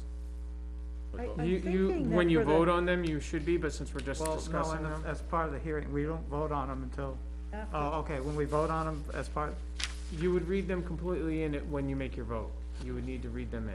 But shouldn't we be divulging as part of the hearing some of You the can do that too. numbers and everything? Mr. Decker can read that, I'm just answering the questions. I can, so, all right.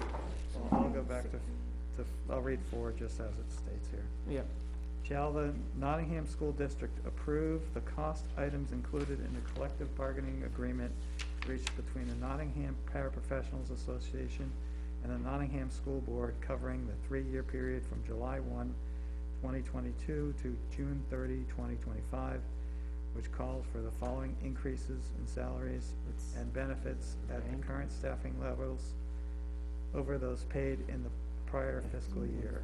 Years 2022-23, estimated increase is 44,642. 23-24 is 43,492, and 24-25 is 47,19. So that's year after year increase, right? Right. yes. To raise and appropriate the sum of 44,642 for the 2022-2023 fiscal year. Such sum representing the additional costs attributed to the increase in salaries and benefits over those of the appropriation at current staffing levels paid in the prior fiscal year. The school board recommended it 5-0. And tax impact is 5 cents per thousand. And and that would be for the first year. Each of the years would be about the same based on current Well- assessed value, because they're all about the same. It would be, cost. each would year each- would be accumulated Approximately another, 5 cents. right, another 5% on top of it.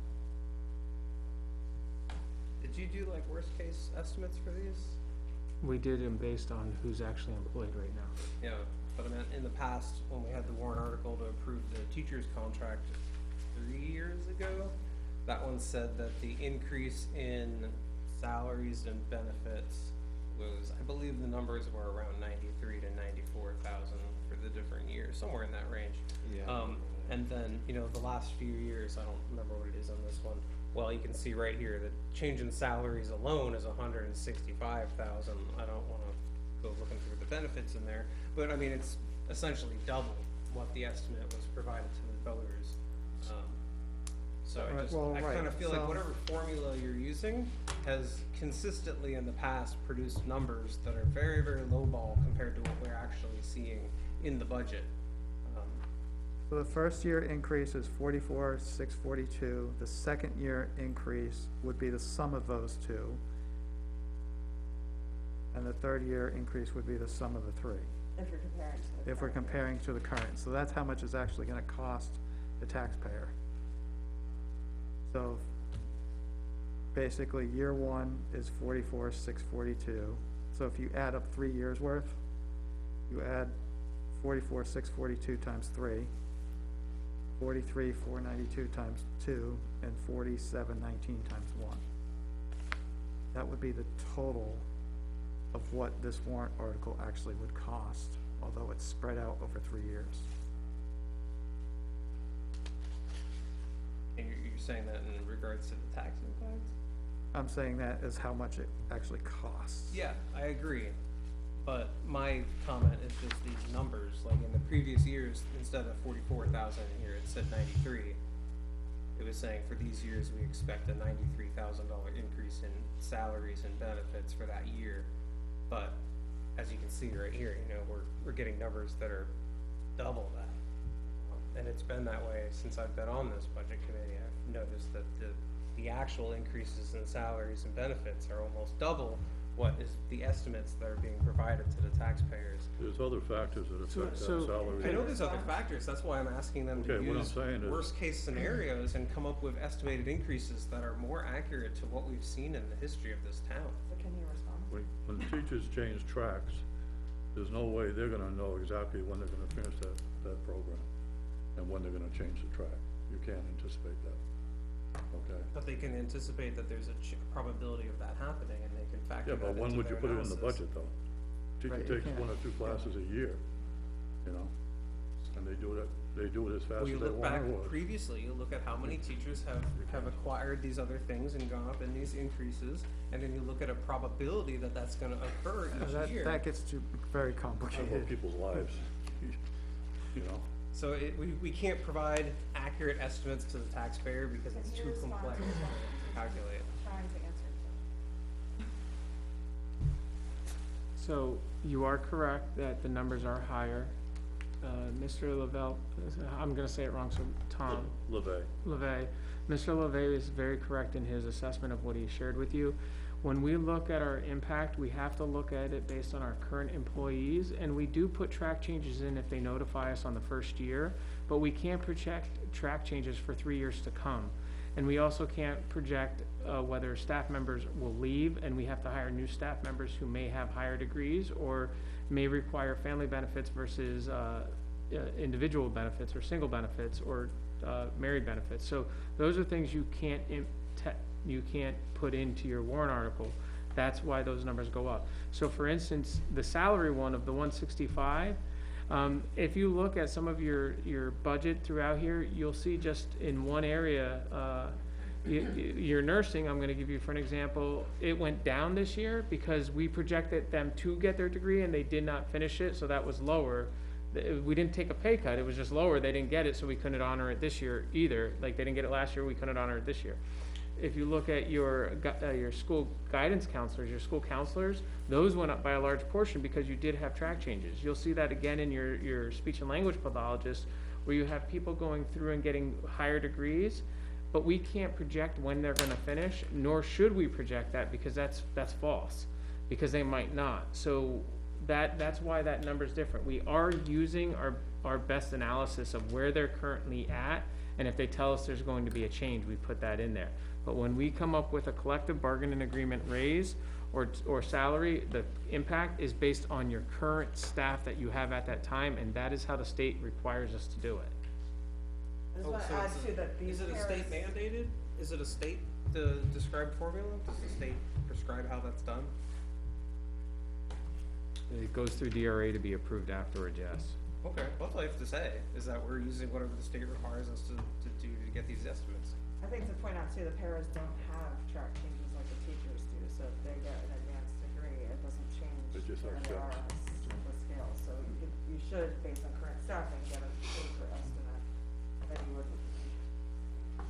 And headcounts can And- affect salaries as well, And the benefits themselves go up in cost every year too, you know, it's. retirement. They don't get retirement either for the No, I'm just saying. but yes, those. And last year, when you had the 8% increase, it was then tied back to retirement, it was a 23% increase downshifted to There was the. also a big increase in salaries last year as well. It wasn't just the benefits, the retirement thing, the salaries went up a lot as well. I was just 8%. answering the question, you said benefits and salaries went up, so that's why your benefits went up so high. Speak about benefits, I mean, I got one answer, but I'm not sure. What are we paying people to opt out not to have health insurance? Everybody at the whole school. What are the taxpayers paying people not to have health care? That- Most people don't have that choice.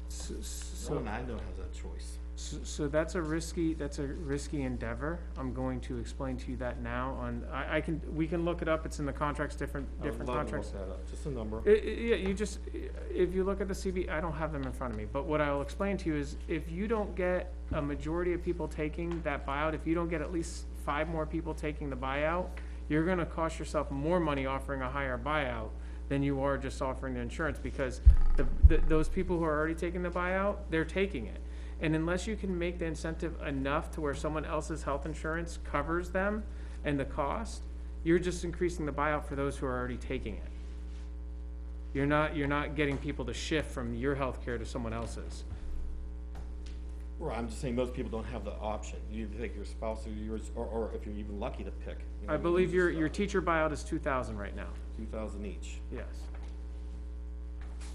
And what does it cost the district if they take the insurance? a year? 23,000, somewhere in that ballpark, I'd say it's a pretty depending. good deal.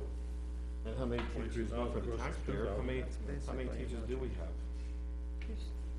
There's 34 regular ed teachers, and if you look at your list, you can see the benefits. There's about 50 total certified staff. Right, but I was told some of those things have buyouts and some of them aren't. It was kind of confusing. So the teacher Some one is people a do, separate some one. So people all don't. teachers have the option of a buyout. Not all non-CBA have an option. So you have non-CBA staff, because they don't have a contract that states that they can take it. So your non-CBA don't have contracts that offer it, so your contracted staff, such as your paraprofessionals, Yep. and your teachers, and your principals who your administrators who negotiate their contracts, with this, when they come in, it's negotiated with the board, those can offer buyouts. Right, so do we have a total? That's what I'm asking for. Do It we would have a be in total that, for it would be, everybody? I don't have that number for you, I'm sorry.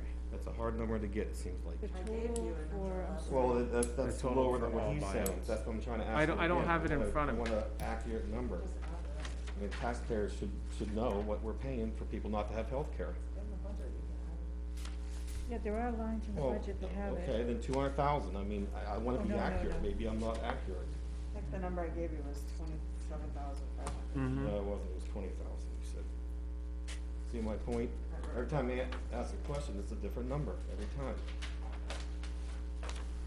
It should just be more transparent, that's all I'm saying.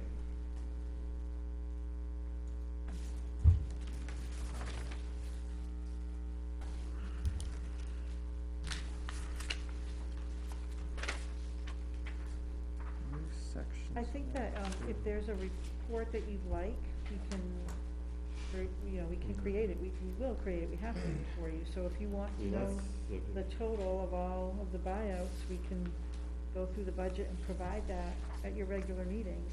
Have our rep bring it into you. I did ask, it was a certain software I was So told. on page, 3, at the top, health insurance buyout is $11,750 for the 1100 section, right? With I that- did this exact They exercise already last did meeting, and pointed that exact number, I added up the buyout for every single section of the. I added up the buyout also, and I came up with a different number. That's why I'm asking, who's right, who's wrong, or what's accurate. So exactly, what do you wanna know exactly? What the total buyout is?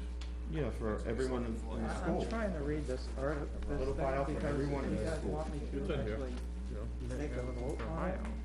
So I'm just trying to get the discussion Right. back. Okay. I know. I think one of the problems people look at it is, people say, hey, I make $100,000 a year, and they do in their paycheck, and they have zero for benefits. Where union personnel, they look at both, they look at money, and benefits mean something to them. Where we have other people, I know lots of people, that benefits mean nothing to them now. When they get older, they're gonna regret it, but this is what negotiations happen. They're good faith bargaining on both sides, and if the warrant article passes, that people from the public can witness that's fine. But there's ground rules set by both sides, so the negotiations may never happen. And it could go, who knows, could be an unfair labor practice, who knows what it could be. Right. It could cost the town millions. Yeah, usually unions have this better options. Most people don't have buyouts. Right. That's all I'm saying. Yeah, Unions no, have that. I mean, I know a lot of places that will give buyouts if they, you know. Most people, unfortunately don't work for unions. But, teachers, again, they're, they teach, our future, our kids, I mean, they're the future. I'm aware of what they teach. And, I mean, they get criticized a lot. I mean, I look at, my kids moved on, they're in college, paying outrageous fees for what? I have no idea. We wanna get into pay. I mean, I don't know what they're paying these people, but it's way too much. Oh, people are choosing to go. That's Right, their that's what I choice. mean. I mean, that's what it's set They in choose to everybody's mind. pay If it, then you- they choose to pay it. If you don't go to college, you're a failure or whatever, Become a tradesman, you'll make triple the money that most people go to college, but they don't wanna do that.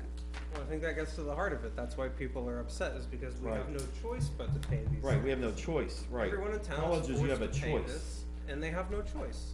You can go You in have a debt or not monopoly. go in debt. Okay. Well, you could move to another town and you'll find the What, same damn thing. what town would I move to where I don't have to pay taxes? Right. So we're supposed to be talking about this, Article 4. Yeah, yeah. Are we done with discussion? I think we are. I don't know, are we A lot done of with Article 4? philosophical discussion, I'll tell you that. All right, any other comments on Article 4? All right, Article 5. Article 5 is pretty easy. Let me read it, Nate. Oh, yeah, I'm sorry, go ahead. Shall the Nottingham School District, if Article 4 is defeated, authorize the school board to call one special meeting as option to address Article 4 cost items only. All right, so, What that means is they would go back and Right. renegotiate. And that has nothing to do with and that- us, right? And that has nothing to do with us. Right. So we don't need to worry about that. Article 6. Article 6, to see if the Nottingham School District will vote to raise and appropriate, how come that's not a shall?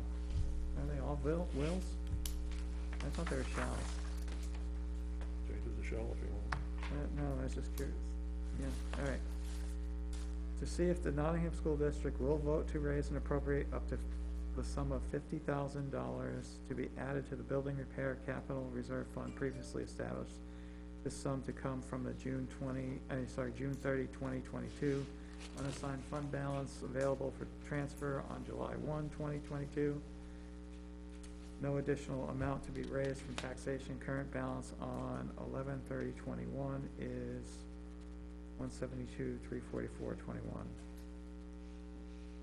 That amount That's- doesn't include the 35,000 from last year, so the adjusted balance will be to So I can answer questions on the yellow if you have a question. On the So- yellow, I assume that's the highlight piece, that's not yellow on our. Yeah, line it's item. gray on the yours. shaded The area. The highlighted. So the highlighted section, what it's saying is the voters approved last year to put 35,000 into the into that fund. That 35,000 hasn't been transferred yet, but will be transferred shortly. One of the reasons that it's not transferred is, with the downsizing of the SAU, the number of staff members, losing our BA, we're trying to get that through, and it should be in there soon, so I wanted to give you what it will be prior to the end of the year. So whatever money you add to this will be, you'll be adding it to the 207,000 value. The only reason I didn't wanna put the current value in without that note is because it wouldn't be truthful. So that is the number that will be there. By the time this goes to warrant to vote on, you'll see the 207. That will be transferred in there by then. Okay, so, but I wanted to let you know where it's currently at and where it's And going to be. that will be reflected in the final warrant. That's correct. The board asked that the actual numbers that the voters had voted to appropriate be added in, Yep. which no, we that's- did last year as well, so. Yeah, that makes sense. It should be up to date. Yeah, typically it would have gone in by October. It just hasn't this year yet, but it will be there. The funds are there to put them in. We already have it all lined up. It just hasn't been cut. Check hasn't been cut to Nottingham yet. Yep. So that's at the end of this school year. And the board felt that, looking at the CIP, as it mentioned, and the costs of the replacing the roofs and the air handlers, that, we chose not to add to the textbook fund this year and to put less in the other two funds, the grounds and special education, and put more, towards the building repair, to make sure that those funds will be sufficient when the roofs. And these get filled in order so that if there's only 50,000, fills this one, and 7 and 8, or whatever. All right, any questions on Article 6? All right, Article 7, to see if the Nottingham School District will vote to raise and appropriate the sum of up to $10,000 to be added to the Grounds Improvement Capital Reserve Fund previously established. The sum to come from the June 30, 2022 unassigned fund balance available for transfer on July 1, 2022. No additional amount will be raised from taxation. Current balance on 11/30/2021 is $73,207.83, with the highlight note that that number will be at whatever date, 88/207/83.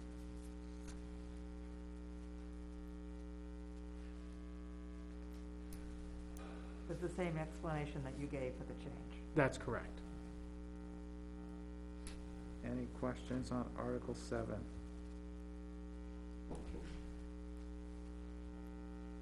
All right, Article 8, to see if the Nottingham School District will vote to raise and appropriate up to the sum of $10,000 to be added to the Special Ed Capital Reserve Fund previously established. This sum to come from the June 30, 2022 unassigned fund balance available for transfer on July 1, 2022. No additional amount to be raised from taxation. Current balance at 11/30/2021 is $137,117.93. 20,000 added at soon should make it to 157,117.93.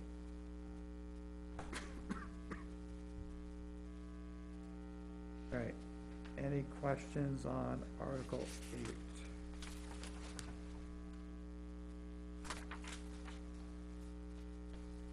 All right, any last goes before we close the hearing? Anybody out there? Nobody's out there anymore? They've all left their board.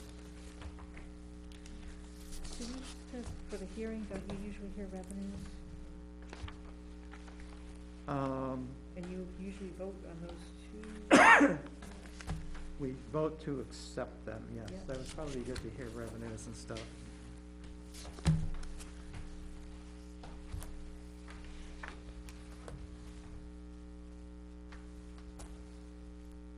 In front of you, you'll see that there is a revenue sheet there that's listed revenue at the top and revenue at the bottom.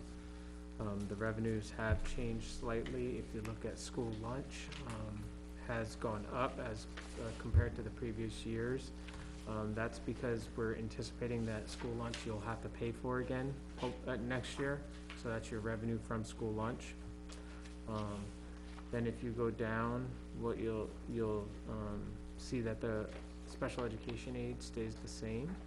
So if everyone's on the same page, I just wanna make sure everyone's on the same page, I don't wanna go. School lunch, so, sorry, you said school lunch? So revenue from local sources is, the tuition stays about the same, that's tuition for when you have, staff members who decide to have their students attend, they pay a fee to have their students attend your school.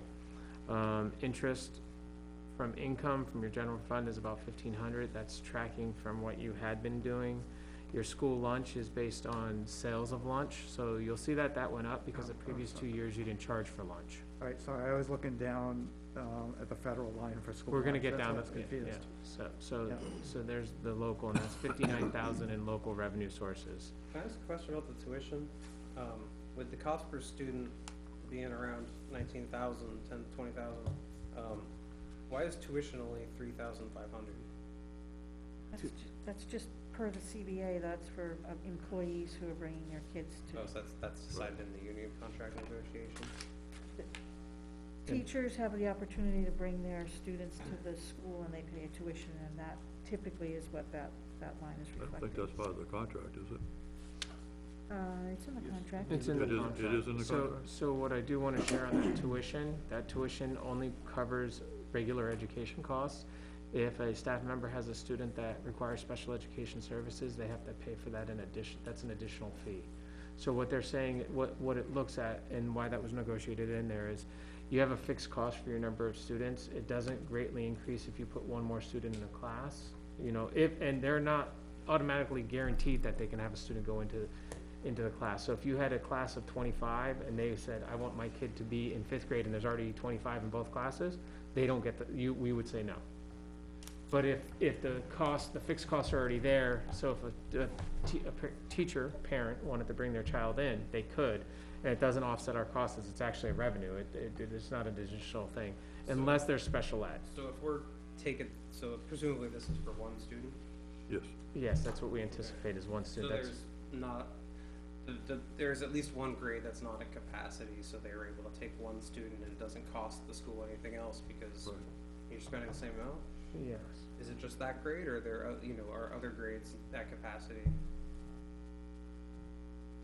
There are always, as we shared at the previous meeting, there are always grades that you could have not at full capacity, but if you tried to downsize that class, then it would be over capacity. So you could have 20 students in each class, but you can't have 40 in one. So you can't go down, but you could add a few more, potentially. Yeah, to a point, yeah. Do you guys ever shop around to the surrounding school districts and say, hey, we could take 15 kids from these particular grades?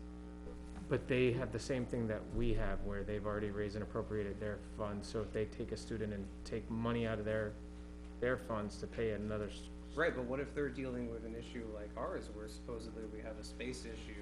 Maybe if they could get rid of 15 students and we could take them and fit them in classes that aren't entirely full. Is that something that's ever been looked at? I don't think that's ever been looked at, although we do have tuition agreements and the high schools, I don't think we've ever had a tuition agreement with local schools or advertised. so there's been talk about that at the state level. There's also a concern with that, because you can't, if you start to tuition students in across the board to anyone, not just, there's a difference if it's a staff member, and to say to any district, and then you say, nope, this kid has too many needs and we don't wanna take them, now you're discriminating. You run into a huge issue. So you could bring a student in and say it's only gonna be $10,000 for that student, but then that student needs a lot of additional supports, and you have taken that student in, you're required to supply those supports, and if you say we can't supply them, that student can't be here, now you're discriminating against the student. So there's a, Federal thing? yes, it is. But why is it like we have students actually going all the way to Pinkerton, and the town's paying money towards them going? Why are teachers, the towns they live, why aren't they paying us? Okay, I'm sorry, I don't That's understand. high school. so that's different from this, but I'll do my best to answer it. So there are times when you look at best interest determination, it's something that's required by RSA, it's by the state law, And if a parent comes to us and says that they have a hardship and it would be beneficial for their child to go to a different school, we sometimes then grant that tuition if it doesn't exceed the cost of the agreements that we already have, and we provide no transportation. So that's why. There are sometimes it's medical hardship, sometimes it's family hardship. We look at that at a the board looks at that as a case-by-case situation. There are two parts in there. There's manifestation hardship, and then there's best interest determination. One is done by the superintendent, and one is done by the school board. So that is why you have that in there. So that brings us to revenue from state sources. So you'll see your special education aid. That used to be called catastrophic aid, if you remember that from a while back. That's at $165,000. That number's there based on when you pay for out-of-district tuition, you have to pay for it up front, but then they reimburse you the following year. That's where that revenue comes in. So we're anticipating that revenue because we already know those students are coming in. So sometimes those costs go up. So Tom, you had said, we're paying $50,000 for one kid to ride a bus. That goes into their cost. We get a portion of that back. We have to pay for it up front first. So that does offset.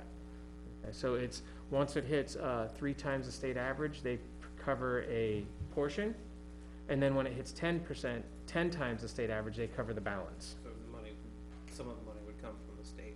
Back to us after we pay those. Where does the state get their money?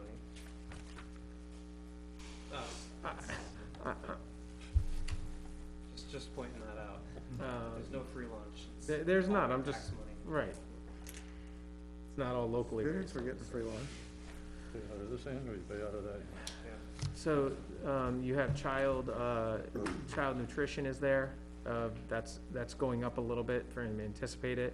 You no longer get kindergarten aid, as we had talked about now. Earlier in this, you used to get kindergarten aid a while back, but now that's something that they don't do, they just lump it into your overall adequacy from New Hampshire. Then you had other state aid. That other state aid of $133,839 was that one-time adequacy amount, so there's nothing anticipated to come in. Next year, your school lunch and milk and Medicaid reimbursement, so your school lunch went down from the previous years, because in the past, what was going on is they were including free lunch for all students.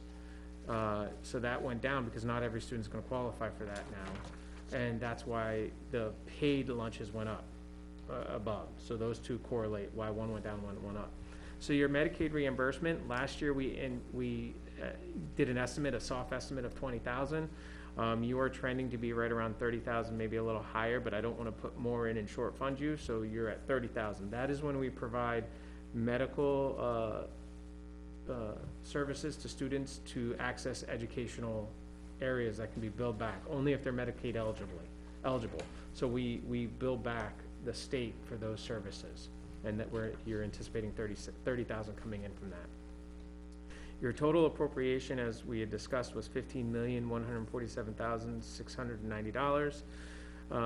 This does not include any separate articles. When you take out the revenues above, that brings you down to $14,864,590. Then you take out your New Hampshire adequacy grant and your New Hampshire education tax. So your adequacy grant is anticipated to be $2,149,465, and your state education tax is supposed to be $974,365, which brings your total direct net, your local direct net assessment down to $11,740,760. Why'd the state education tax go way down?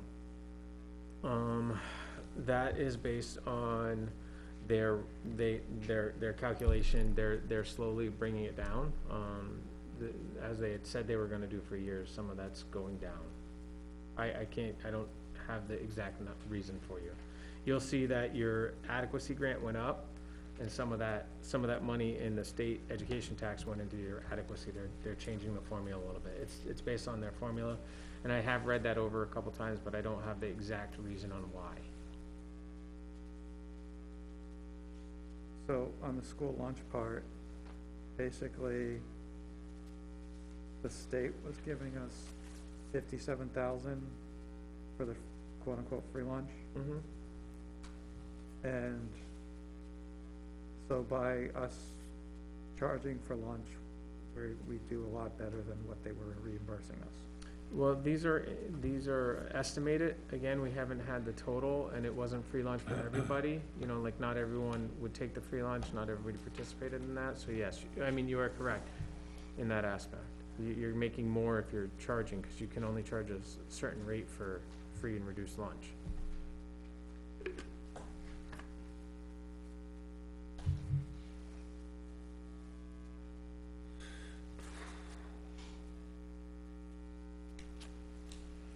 All right, any questions on revenues?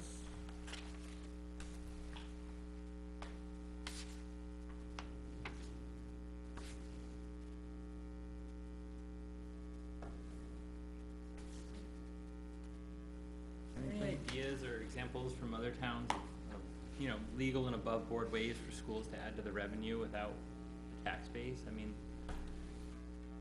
I know this is like the prevalent model, but I think time's calling, we need to start trying to think outside the box. And what else could be done to lower that? And I asked the same thing of the town budget too, you know, it's like we have our fixed ways of raising money, but you know, if you think like small businesses, there's usually other opportunities out there, so something as we go forward, if we could, I don't know, but I'm kind of posing it to everybody, it's like, how else can, It's gonna be creative like that. I know there are some districts that I've seen in the country, I mean, New Hampshire, who own their own buses and want advertising on their buses. The way to generate revenue. So I mean, yeah, we can probably, I think it's up to anybody to be creative and suggest some ideas. What about asking parents to make voluntary tuition payments? Because as Bonnie's still here, she said there are some extremely wealthy families in town. I mean, I looked at the IRS tax bracket returns, and there's a substantial fraction of Nottingham that makes multiple hundreds of thousands of dollars in combined household income, and presumably, if you look at 25% of the population, some of those people are gonna have people in the schools. And I just wonder if, you know, maybe you could just send out a letter that says, hey, this is how much we're spending per student. And, you know, if you're financially able, maybe you could make, you could cut a check to the school. And, you know, pay your fair share, as they like to say, right? That's something that's ever been explored or thought of? Not that I know of. No, not that I'm aware of, I mean, generally speaking, that would be at a, you know, private school, you know, like, they, Public education. you know, they go to their alumni and ask, and like, you know, much like universities do. I've not heard of many schools doing that, typically. Legal or not legal, though? That's an interesting question. So- I've seen some towns that have sort of like associations of parents that raise money in some of the high. Rye does that.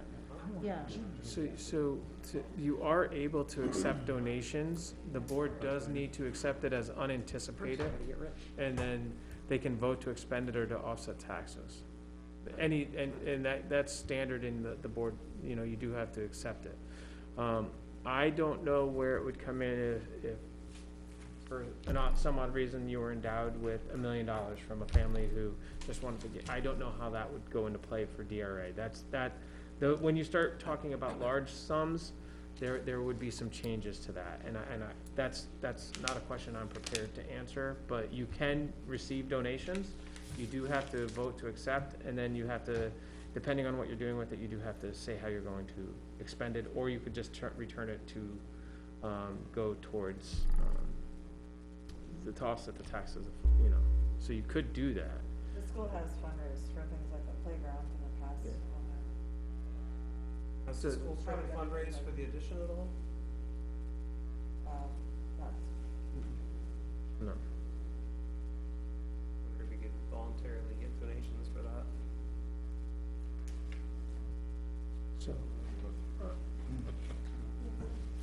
I think by the time you got all that money in, it'd be way too late to build. I mean, you could always look at it afterwards, but you'd still have to plan on what it costs. And any amount that you collect offsets our taxes, right? go back. All right, anything else? So on revenues, we good?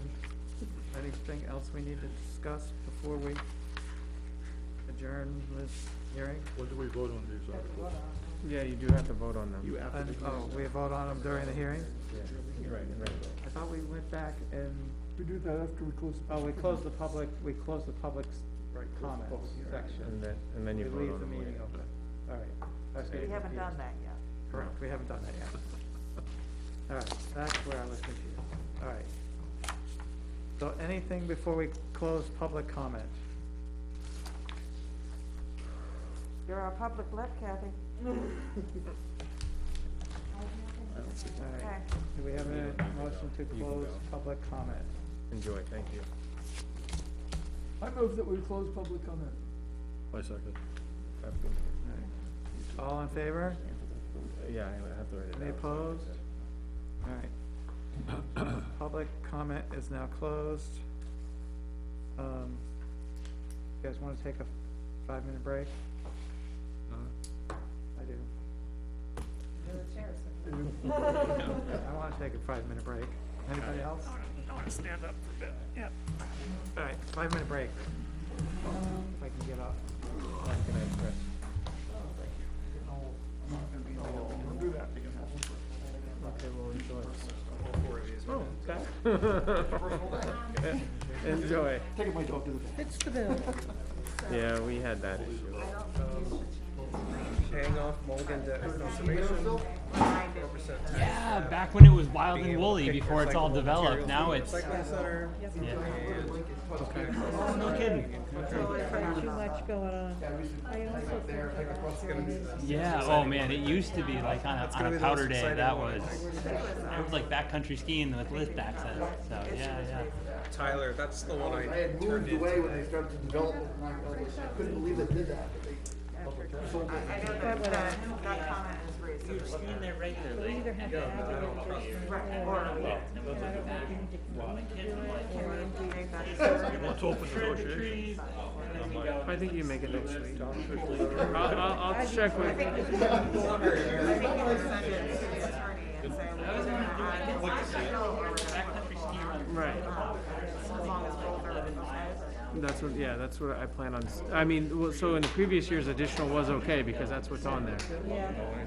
Oh, It used to be additional. yeah, it used to be additional. I think we changed it back to one. That's probably why we didn't have- I thought we changed it before, but I could be wrong.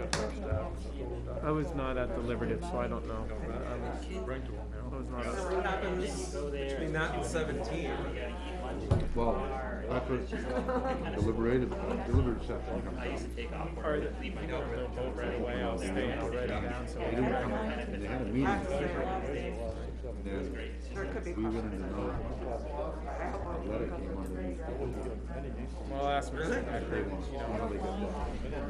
I just don't know if they're purchase, There are lots of questions. away, and stuff like that, and the town had nothing to do with it. That's what I wanted to do, like, that's why I said, here, do you have any section? I want to go over the changes. They don't have to, it's their meeting, they, as long as they have the number and they're approving the number, they, Yeah, it's gonna be, there's gonna be a lot of discussion. I mean, like I said, we, some of us on the board say, if I'm they gonna ask pay, Mr. Decker if he wants me to stay, or you're gonna be here anyway, if you want to email me the votes. that's why I thought. I screwed up last night, They'll but bottom out and change this one here. Muellers, they own that, and they own that. We were, again, I was looking at numbers for the payoff of Mulligan and the other one. And we had already voted no for the $100,000 for the project. So that, yes, that's all.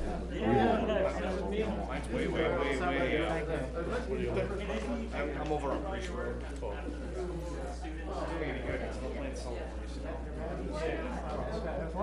Yeah, I like the town, you know. Sitting up here earlier. Back in Brentwood. My son lives in Brentwood.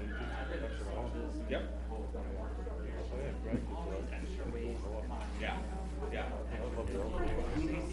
Yeah. Going up north, they're saying they're gonna open the trails. Trails are open. Everybody's up in Jefferson, he says, much snow, there's much Yeah. snow. There's a hole there, yeah. Oh, it's all gray. I used to go to Isn't Blue that much? Center. I actually, I wish it was completely gray, but I have these patches.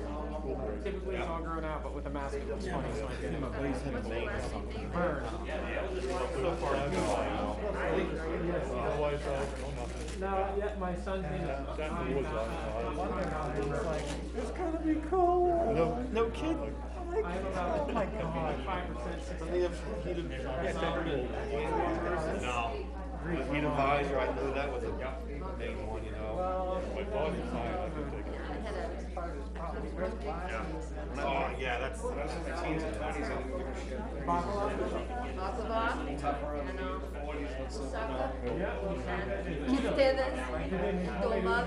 Imagine when we got That'd this. be 40. Yeah. Yeah, so it's homemade wine, I mean, but homemade, Oh. black licorice. All right, flavor. let's roll, it's getting late. Everybody know that even though you're. Everybody good? It's still recording, so any conversations being said, that it's gonna get recorded. They know that, right? Bye, Nate. Careful on those, it's probably ice. Yes.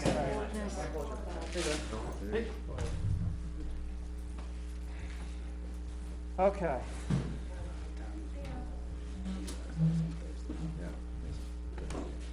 All right. So back to work here. All right, Article 1, we're gonna skip that because that's just for, voting for school board members. Should we officially, We don't, move to resume session? well, no, we're still in the hearing, I guess, technically, right? We are? I thought we We just just ended the voted to end public it. authority. We ended the public, yeah, I took a 5-minute break, Okay, so we're past 5. carry on. All right, Article 2. Passage of this article shall override the 10% limitation imposed on this appropriation due to the non-recommendation of the Budget Committee. Due to the non-recommendation of the Budget I Committee. think that's only That's if from- but this is from last year's article, it's not recommended, so if it's not recommended, you have to include that. Okay. Shall the school district vote to raise and appropriate the sum of $5,574,980 gross budget for the final design, construction, and original equipping of additions and renovations to the Nottingham School, and authorize the issuance of not more than $5,574,980 of bonds or notes under and in compliance with the provisions of the Municipal Finance Act, RSA 33. To further authorize the school board to issue, negotiate, sell, and deliver such bonds or notes, and determine the rate of interest thereon, and the maturity and other terms thereof. To further authorize the school board to apply for, obtain, accept, and expend any federal, state, or other aid, if any, which may be available for said project, to use such funds to reduce the amount of bonds or notes issued for the project, and to comply with all laws applicable to said project, and to authorize the school board to take any and all action necessary in connection therewith, or to pass any other vote relative thereto, and further to raise and appropriate the additional sum of $139,374.50 for the first year's payment on the bond. All right, 3/5 majority vote required.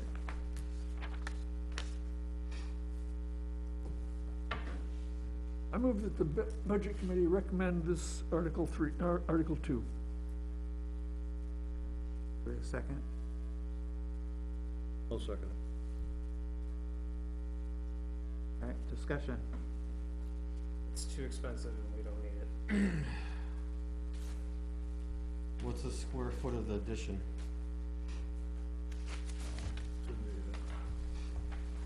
Oh, I got a fresh update on that in the previous meeting, but I forgot. He said 12,000. You said 12. Or that was the old one, maybe. Was it in this pamphlet? I don't believe the square footage was. No, I don't think it was either. I don't remember seeing it. think the original was over 12, they reduced it by 3,700, I believe. So, 3,700 reduction in the roof space, right, so approximately 9,000. right. But that's just new build. Of There's, new space. the project also has a lot of renovation, existing classroom space. And that's covered in the cost as well.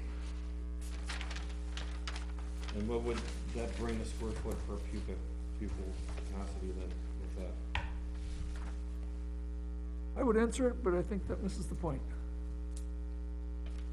The point being that How's the since point? 1994, the mode of education has changed dramatically, and square footage is not the metric by which we should be making this decision. That was, So how did you come up with 9,000 then? that was last year's plan, last 3,700.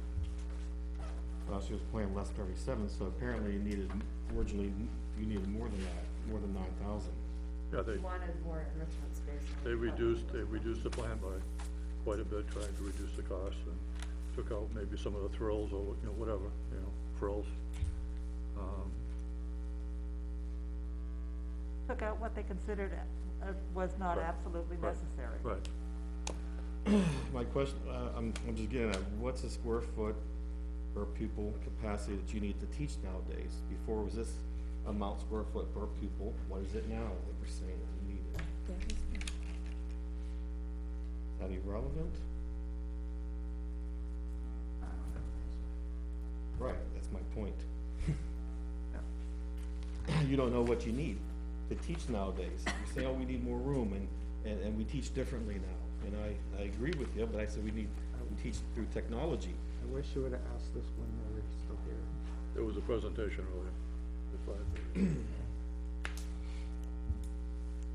We should.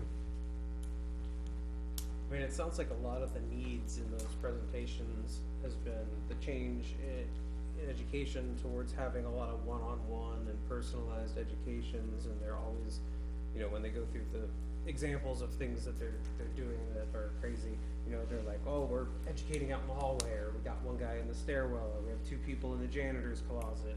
It's a lot of these little one-on-one or Right. small group things that are going on. But I mean, the majority of this edition is a few big classrooms.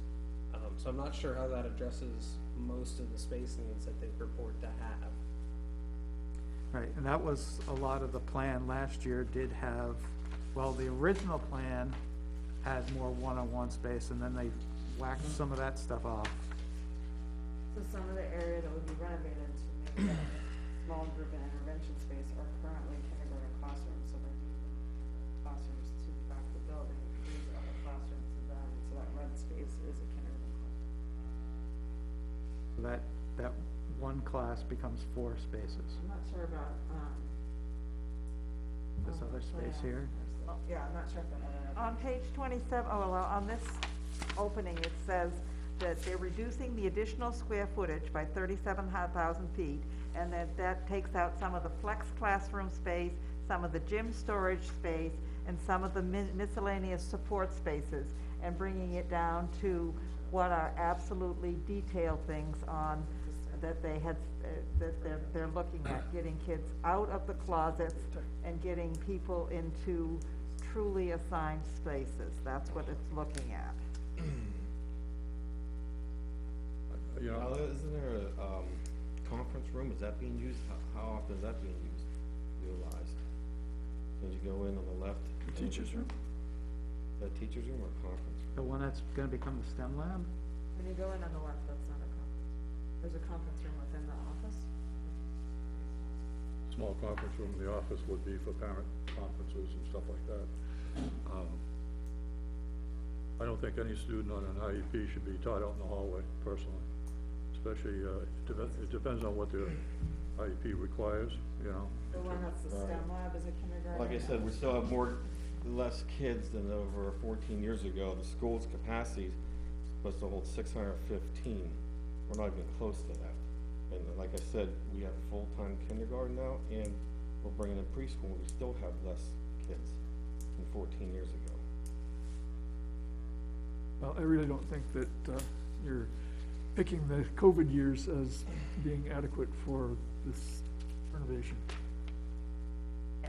And more important, Mike, is looking at the fact that what Chris was so clear with, that the whole educational model in 20 years since this school was designed and built has changed completely. And this is the model that we're going forward in the future to. So that even though the enrollment of the school has not changed, and may go up or down, the needs of the education space have changed. The way that people learn has changed. Things change in lots of different areas of life. The way that you do things and the way that the school works now is very differently than the way it was built. So looking at what it was designed for, with everybody sitting in a row and raising their hand to speak, is very different from what we do now. Right, it does seem to Right. become much more inefficient with the use of space and the number of teachers to students. Right, the growth of paraprofessionals in every paraprofessionals. classroom. It's, I mean, which that- is becoming very expensive. And just a question about the way things, education stuff changes. One of the changes in this, plan, there's a STEM lab, is that like a computer lab? I assume so, but. Right, and we bring our Science. There's language some in. talk about having a Science. dedicated computer. Science. Science, Technology. engineering, Technology, engineering, or something. technology, That's a big STEM. program. Yeah, all through. I know, and if you throw A in, you get arts, Right. and then it's. They already have that in Dover, just letting you know, But that the the- Nottingham taxpayers are paying for already.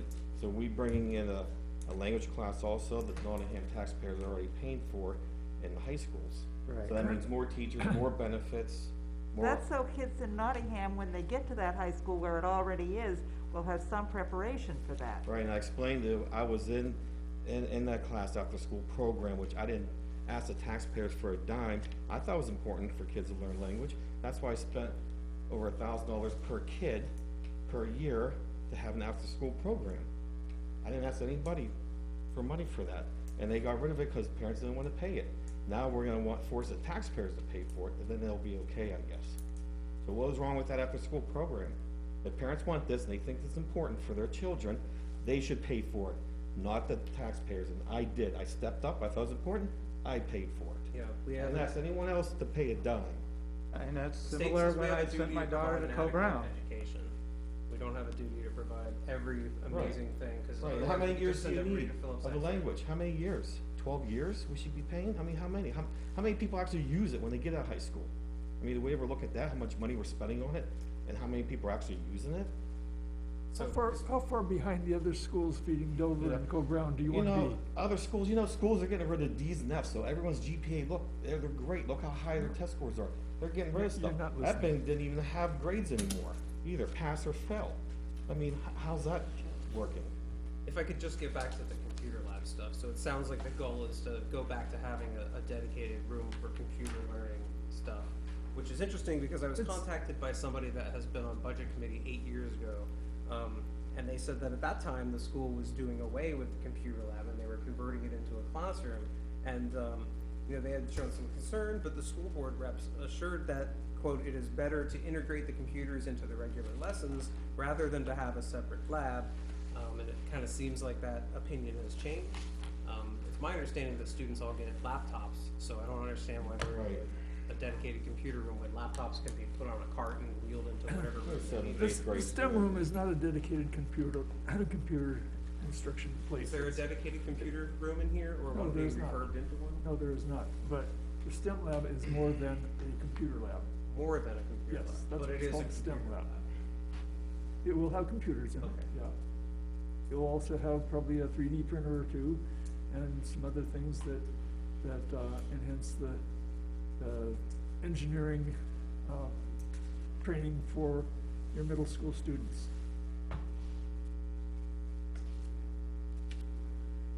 And make them more competitive when they get to high school.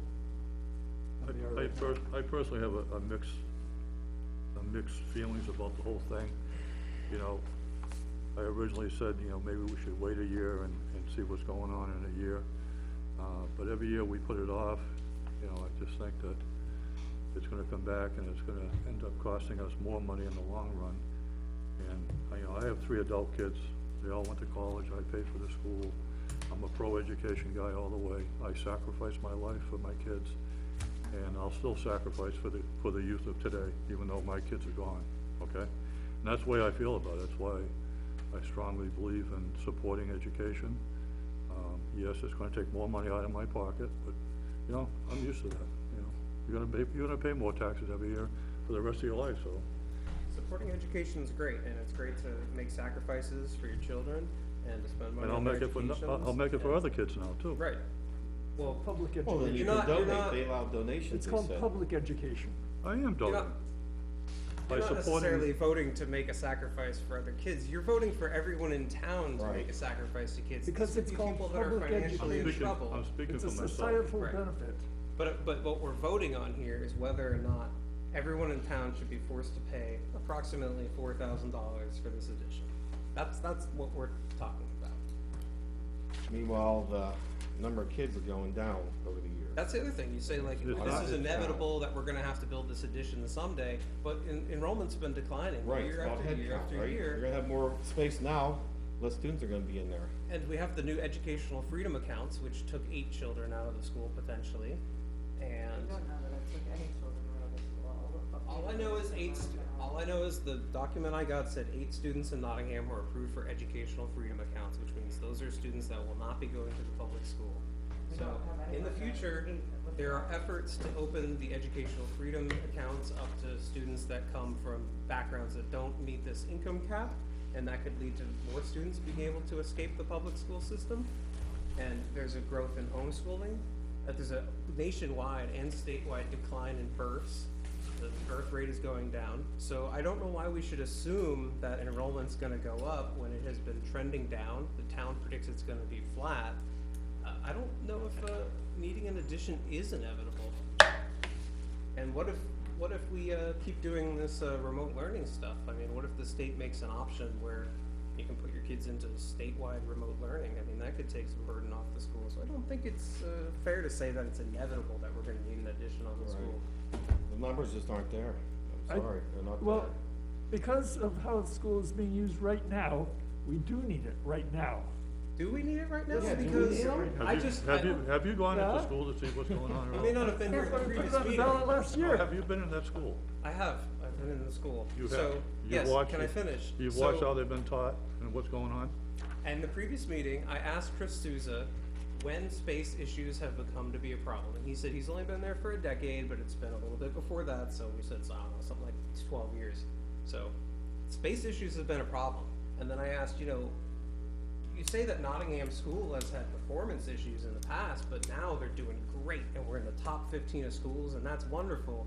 So, how did we get from having problems to being one of the top schools during this time when we supposedly had all these space issues? We seem to be doing just fine with the amount of space that we have now.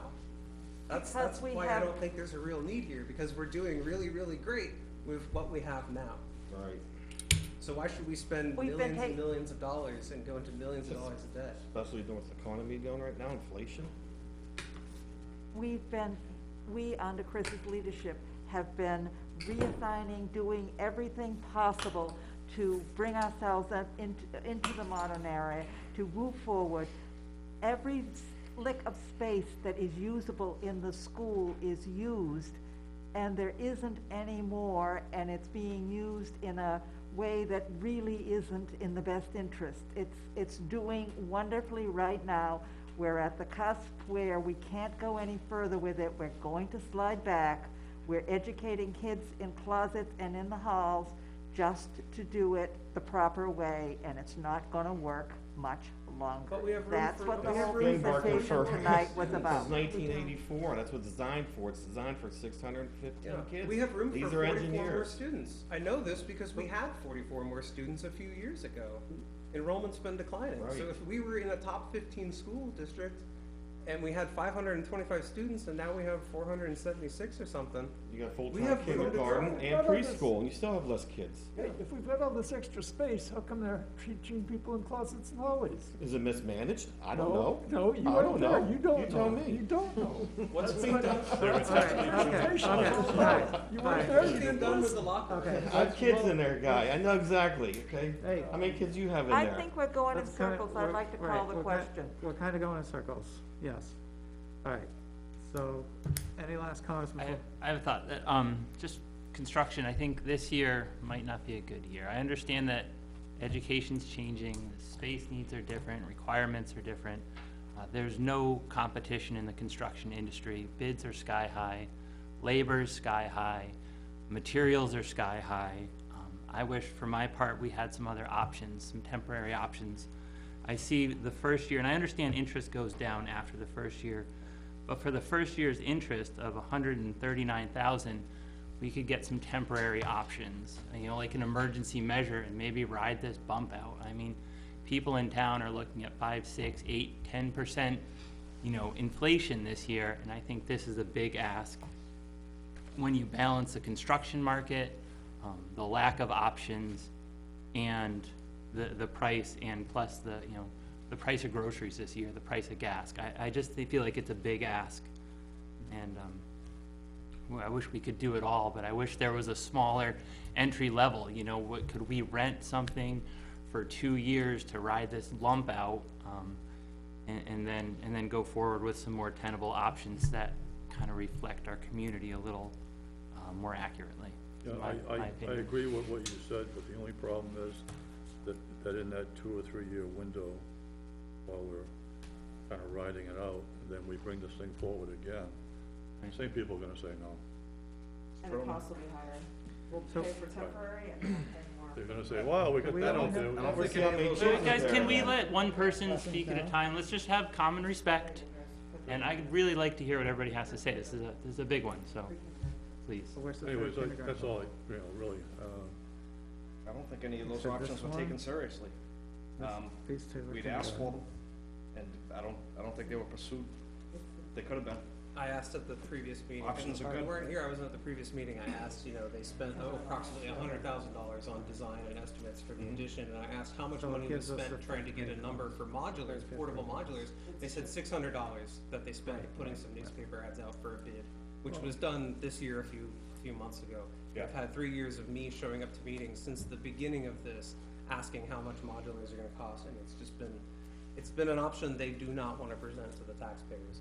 And as far as the feedback from the taxpayers about what they think they can bear financially, we didn't have a lot of people come to this hearing tonight, but a lot of people showed up to the school board meeting a couple or 3 weeks ago when this was discussed, when the school facilities commission brought forth these 2 other alternative designs. And the vast majority of the people that came to that meeting and spoke up were against this. They said this is too expensive, our taxes are too high, I'm having financial problems, we could lose our house. The vast majority of people said this was a bad idea, or that this was not the right time for this.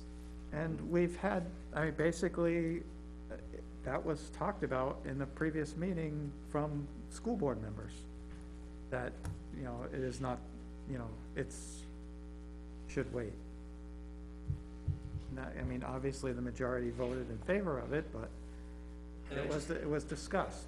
And I just don't see how you're gonna expect a different voting result when you do it the next year, when things have not really changed, this stupid economic crisis has arguably gotten worse, and you've really not changed what you're asking for, other than you shrunk the size of the addition by 25% and you knocked 10% off the cost, but, I mean, you're asking for, what, $5.5 million The costs have versus gone up. $6 million? It's really not, It's- it's not any appreciable difference here, it's a worse deal, actually. 5.6 million Yeah, spending. we're It's losing gonna our push- section. It's gonna hurt people. It's gonna push people out of here. I think we should be encouraging people to come to town here and stay here. And So- what it does is it encourages people to come in, take advantage of the school system, and then leave.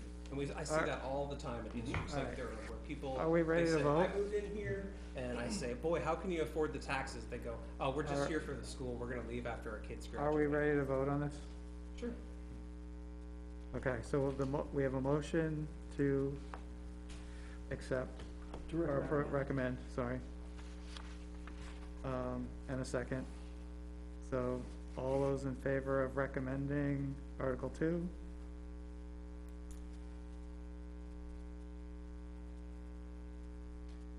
All those opposed?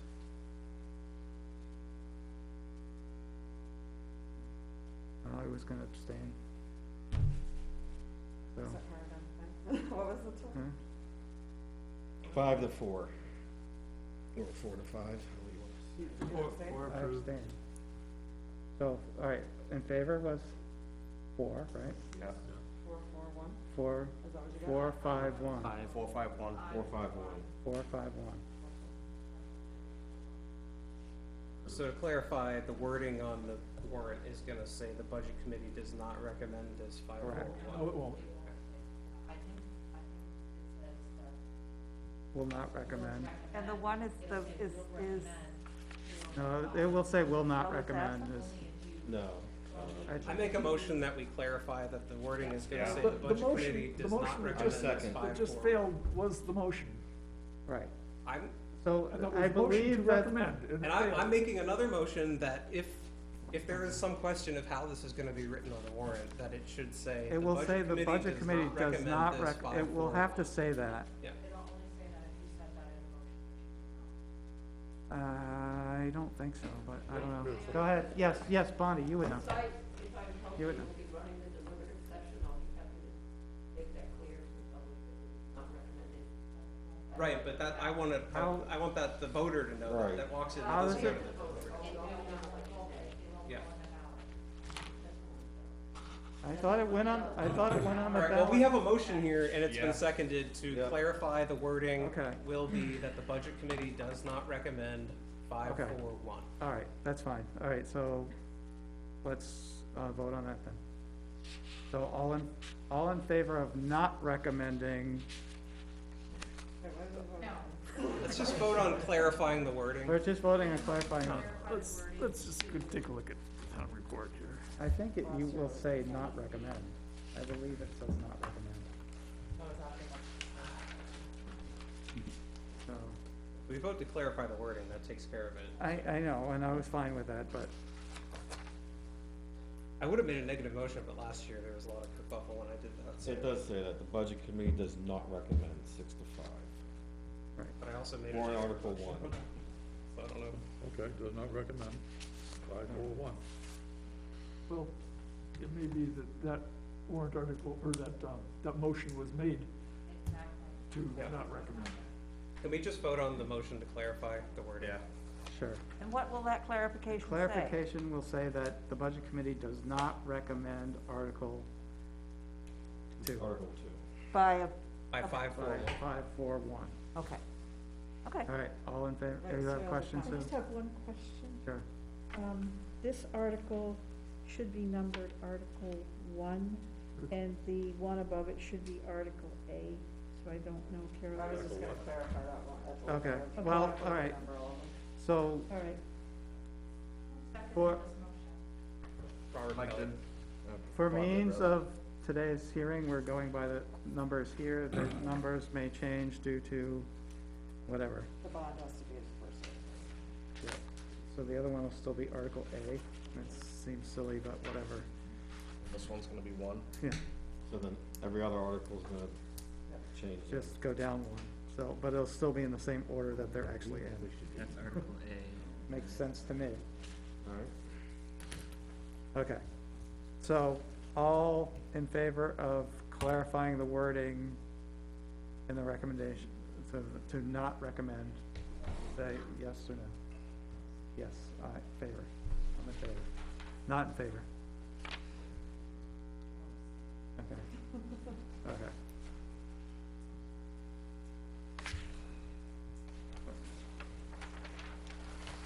All right, Article 3, Ward 2. 3. Oh, yeah. That's gonna change the 2, right? Yeah, that will change the two. Shall the Nottingham School District raise and appropriate as an operating budget, not including appropriations by special warrant articles and any appropriations voted separately, the amount set forth on the budget posted with the warrant or as amended by vote of the first session for the purposes set forth therein totaling $15,147,690.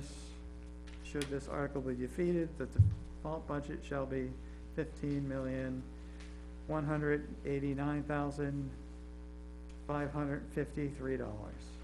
John, before we, Which, let me finish reading. okay, Which is the same as last year with certain adjustments required by previous action of the Nottingham School Board or by law, or the governing body may hold one special meeting in accordance with RSA 40:13, X and XVI to take up the issue of a revised operating budget only. Okay, sorry. John, before we act on that, are we done with the school budget then? Like, No, this is where we would actually discuss any changes we want to Okay. make. So now is the time to have that discussion. okay, because I had on my notes from the previous one, You know, I had a couple notes too. yeah. If you can find them faster than me, then go right ahead. Can you raise your hand if you didn't vote for the addition, because I only got. For what? For the We addition? voted against the, Right, can you just say if you didn't want it? So I'm missing some, okay, thank you. Okay. Oops, I gotta get the right paper here. Proposed budget. Alright.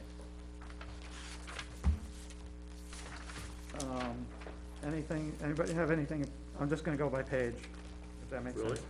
Page one, anybody have any changes? Would it just make sense to ask if does anybody have any changes they want to make? Right, all right, yeah, I get, well, does people, well, Tom said he had some changes. my one is on page, mine's on page Oh, 4. maybe you did. Page 4? Page, okay, go ahead, page four, you have a, I'm looking at a default budget, but I think it has the Oh. same numbers for proposed in here. it's, I'm looking at special education secretary salary. that's on page 6, right? Okay. Well, I guess I have a different document.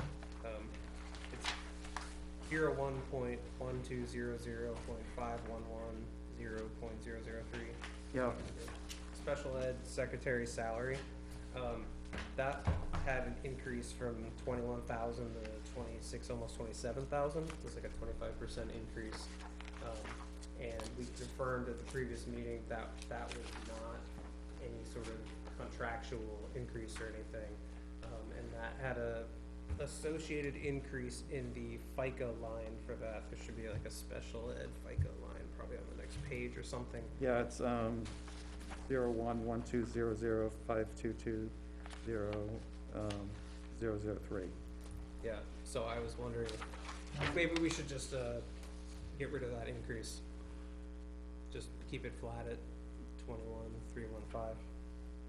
Or this one is saying 21,441, I'm not sure which number is on I the proposed. think this was, I disagree with that. I think that if you look at this budget in total, most non-contractual salaries have gone up 3%. I think that person should get 3% as well.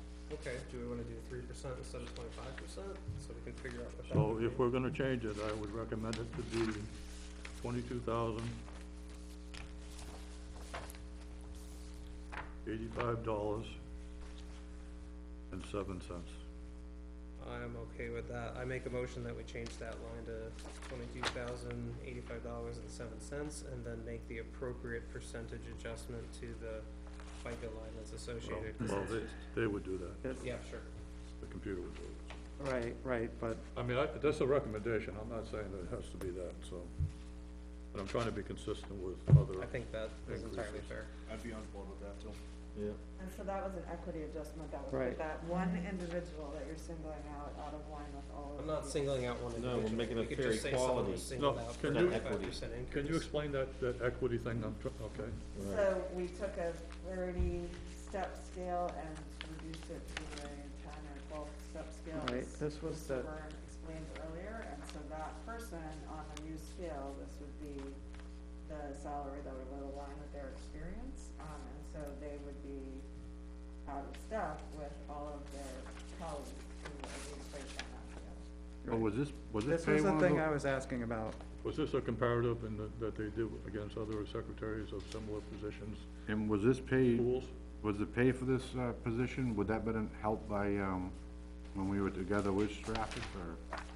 No? I, This person is in our school providing, that there is so much documentation and paperwork involved with special ed that they have Yeah. dedicated. right, and, Well, this would be more than the default budget amount for that line, so, No, I would be in favor of cutting it some, but probably not down to 3, I mean, if they are truly out of scale with everybody else, right. I mean, I would like to see a bigger increase than the 3%. It's not, but 25% increase for one person in a single year is extraordinary, and I don't think anybody, that's, What would you be okay with, 5%? I'd be probably okay with like an 8%. Sure. Just if More they're than the truly, teachers that if get they how are much they truly need. out of, if they're truly out of scale, I would be okay with an 8%. But I also asked. It's not, I asked him if, because he said, oh, it's hard to hire people for that, da, da, da. But then I said, like, but do you have this position filled? Yes. Are you in danger of losing them? No. So, I mean, this is not like we gotta give them a 25% raise or they're quitting.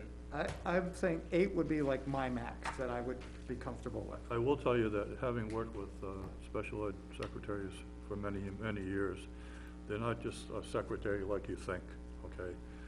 They have to know a lot about special ed law, because they're dealing with, documents that are of the highest security. And now that I listen to, what you said, I could strongly support 10%. That would be my number, so. It's Well, not, it's inflation not. was 7%. No, I understand that, Right, but we're but- talking about trying to make an adjustment to somebody that's not even in the same ballpark with people that do the same kind of work she does, Right. which is really a specialized, secretary. We're not talking about somebody who just types up letters and all that stuff, So, with keeping that in mind, we're not getting rid of 25%, but I think 10%, is a reasonable compromise from that number, from working off the 25. So, I'm cutting it less than half, so. Double digits is an awful lot. I understand that, but again, Especially in you this- have to listen to the whole story. It's not just, well, we think you're underpaid, so therefore we wanna, give you this huge raise. Well, unfortunately, they're like the one non-contractual position at the school. Yeah, right, It's right, like the but only that thing doesn't- we can help the taxpayer on. Yeah, and it's not big bucks. I don't like to Michael. single out an individual, and under these circumstances, Not singling it. No, if everybody had this and we were able to, we would do this with everybody. Michael, No separate jump in. amount. Michael, jump in. Thank you. Carol, I'd like to ask a question of you, if I may. Did the school board have any objection to that particular issue, or is there a pretty solid consensus on the school board's part that that should be as it is? There's a solid consensus that when adopting a revised scale, that we've created a fair scale, and people should be placed on the scale based on what their experience is. So that is where she should be placed based on her experience. We did not look at individual And that's- employees. We said we want them placed in a fair way so that there's. and you equitable. created this scale based on your research? Mr. Byrne and Mr. Susan. did the research. Not you, but yeah. Right, but that's why I was asking for that backup last week, Mhm. that unfortunately they didn't really have the full detail that I was looking for. So that's, Seems kinda like they just went at it and just tried to figure it out, right, and it's a Well, big somebody did increase some for. work on it. Yeah. We were also concerned about the starting wages on the scale and making sure that they are wages that we have had a very difficult time filling cafeteria worker positions and those type of positions because it was below $10 an hour. Yeah, but they confirm that there's no problem. We're not trying to hire somebody. We're not in danger of losing this Oh, person. we are. We don't have cafeteria workers. No, this, But it's the the same one we're scale. discussing. It's on the same scale. How many hours a week does We this? also are eliminating the special ed coordinator position, and then we will have a director of student services, which is an SAU position, so we're potentially going to already have reduced staffing in the special ed area, and potentially a new special ed director, so. It's good, There's risk keep of working in that direction. So this person could be doing more work. Could be risk of losing. How many hours a week does this person work? 40, probably. No. 40? No, there's no way they're working No, 40 hours. I a think week. 37 and a half would be the most for hourly. I was off by 2.5. You know, I thought that this one was at least 4 days, but maybe the 37. 37 and a half would be the most, and this currently is, I think. Are they it's at the, school like, year. bottom of the Just the school year, not the summer. So the actual dollar amount would be $2,144.18 as an increase if we did 10%, which I don't think is Which is pretty petty of us to be arguing right. about. The magnitude of this budget, we're talking about, a couple of $1,000s. How about we just make it 23,000 even? How about we just leave it the way it is? I concur, and I'll say why. It's, because I think this is something that the school board should be entrusted to, resolve there, and apparently they have. I don't think it's up to us to pick out individual things like this where the school board has made a process in place and done this for specific reasons and are okay with that. We pay them big Okay. bucks, we work for free. Sandra, if you think it's, it's a piddling amount of money, we could just leave it flat at 21,000, and you can cut them a check for the rest. Because, you're asking the taxpayers to pay for it, not yourself. I'm a taxpayer. Yes, you're gonna pay 2,300th of this. And be happy doing so. Right, but you're gonna force everyone Right. else in town. Right, Can it I- might not be as happy. That's why it's called public education. John, can I make a suggestion? So, well, right now we have a motion on the table, and a second to change that number to 228507. All right, so that's the current motion. Call the question. All right, unless somebody wanted to withdraw their motion or amend it. I'll withdraw my motion. Okay, so, I made the motion, so. right, I thought so I you used your withdraw number. your second, then, What? you withdrew your second. Okay. All right, so do you want to restate your motion? You want to make a new motion? Yeah, let's go with Tom's original number, so let's change that line to $22,085.07. Is that 10%? I forget. Whatever number you came up with. That's the first. 3%, that's still the 3%, so it's the same motion. Oh, You Yeah. haven't changed the motion, so No, is I'll there, change the motion. is there a new second then? Right now. All right, okay, so we have a new second.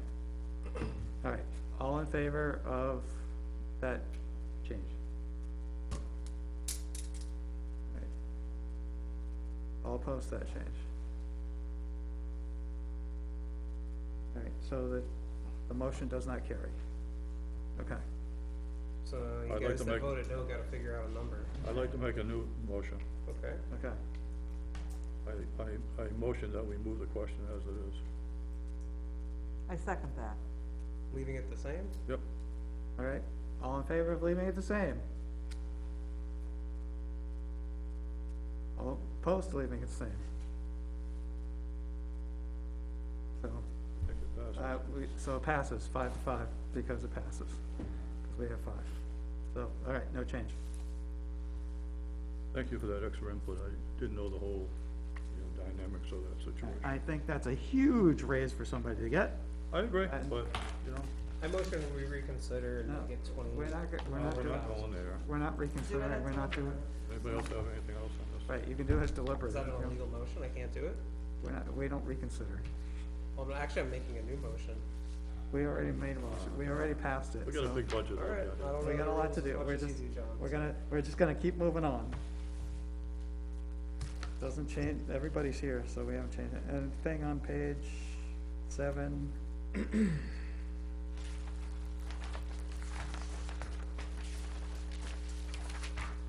8, 9.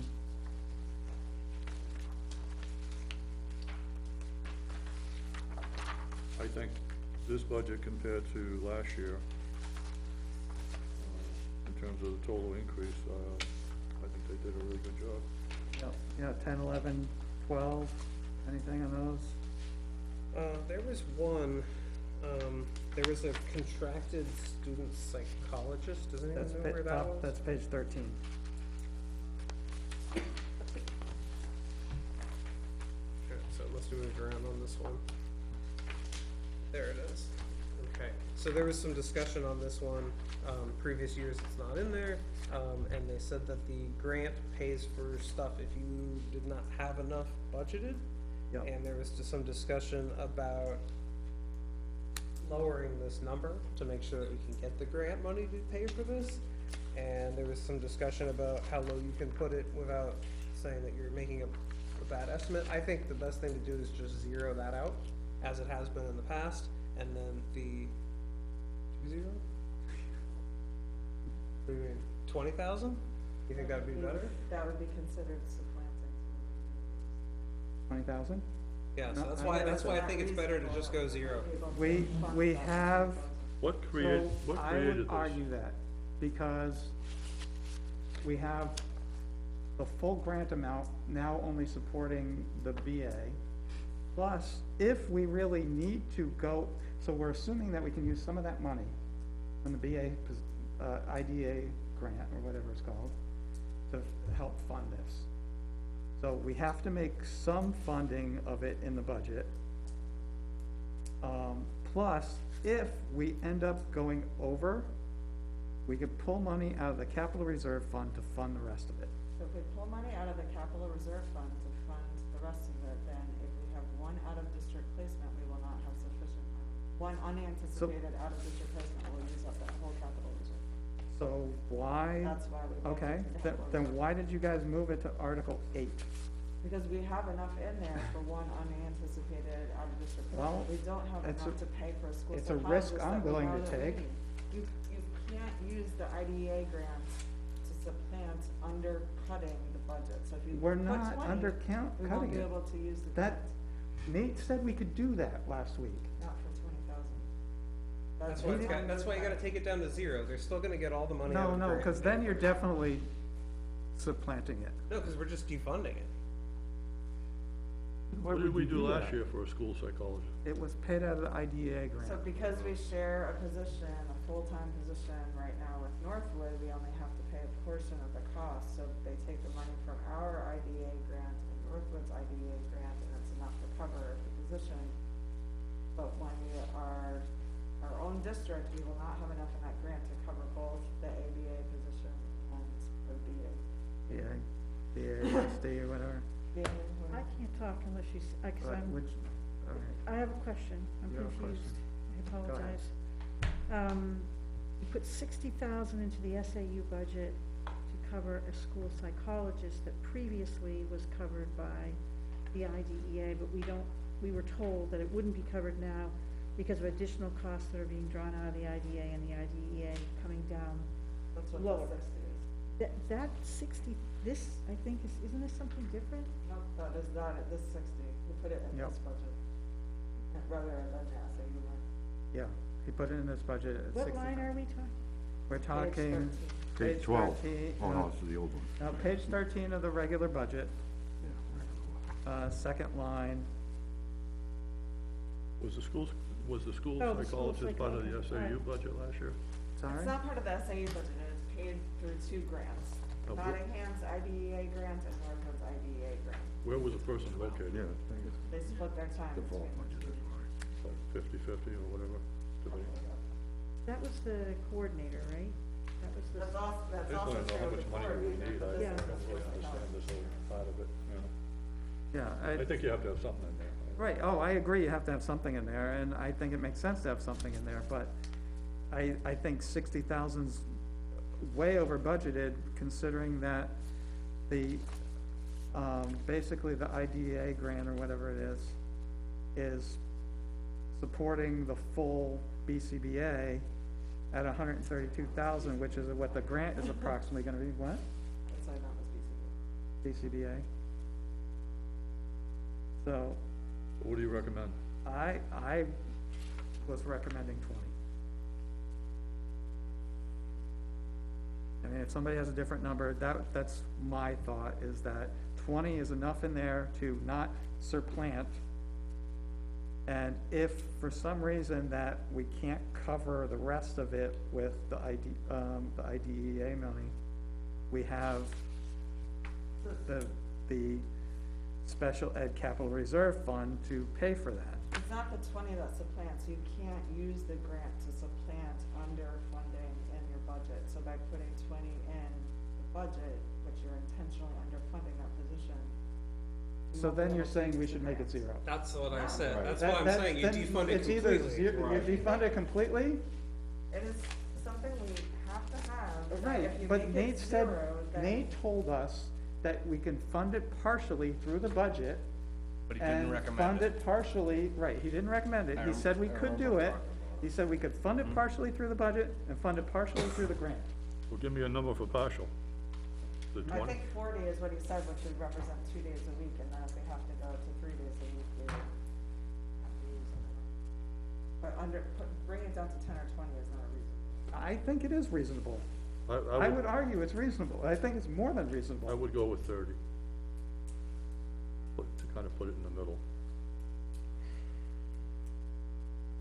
I think you should just Second? defund it completely. No. Then I there's no think argument about what defunding you it estimated completely, it correctly. I think defunding it completely is irresponsible, because there's gonna have to be some funding there. You wanna do 20? That was my amount, was 20, Alright, but you wanna make it a motion? I'm not gonna make a motion as a chair, so. Oh, alright, I make a motion, we make it 20. I'll second it. All right, is there a further discussion? All right, all those in favor of changing line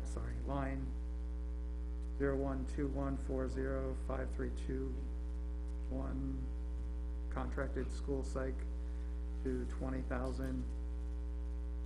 Yeah, all in favor? 20,000. All right, that's 4. All right, opposed? I'm gonna abstain, I don't, Abstain here too. lost on this. 4 opposed, so it passes. Next. So 20,000 there, okay. If it doesn't come back to So bite us. that was 442.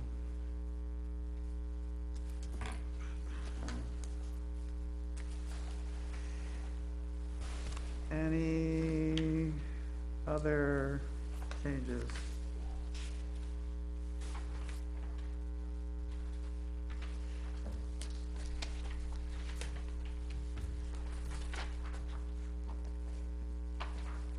Are you guys gonna be going back to normal with everything in 2023? Like athletics and field trips and everything? Hopefully. We already have athletics and field trips. Huh? We already have athletics and field trips this year. Is everything back to normal essentially? Well, except for short buses. Anything else? Any other changes?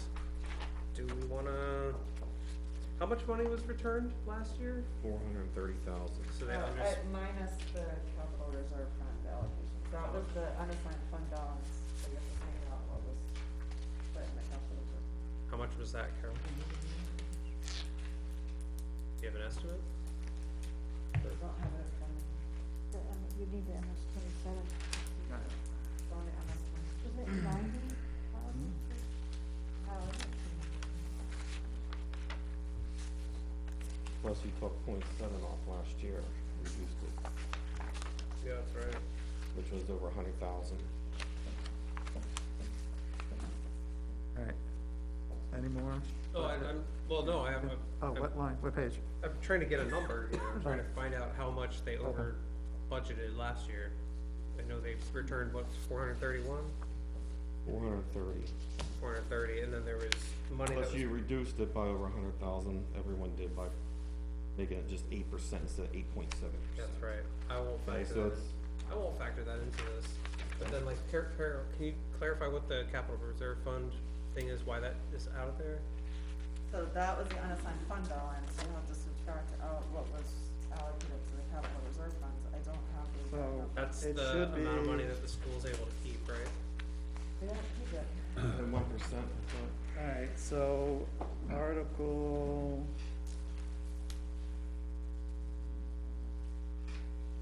Four. Textbooks, so Article 4 textbooks, was 20,000, I'm assuming that everything got added completely. 20,000 for textbooks last year. 35,000 for the building repair. 15,000 for, ground improvement capital reserve fund, and 20,000 for special ed capital reserve fund. So 90,000. So we would subtract that from the 430. So essentially, they were over budgeted by 340,000 last year. So assuming that, do we wanna just do what we did last year using the Brentwood decision to just reduce the bottom line budget and then let the school figure out how to absorb that?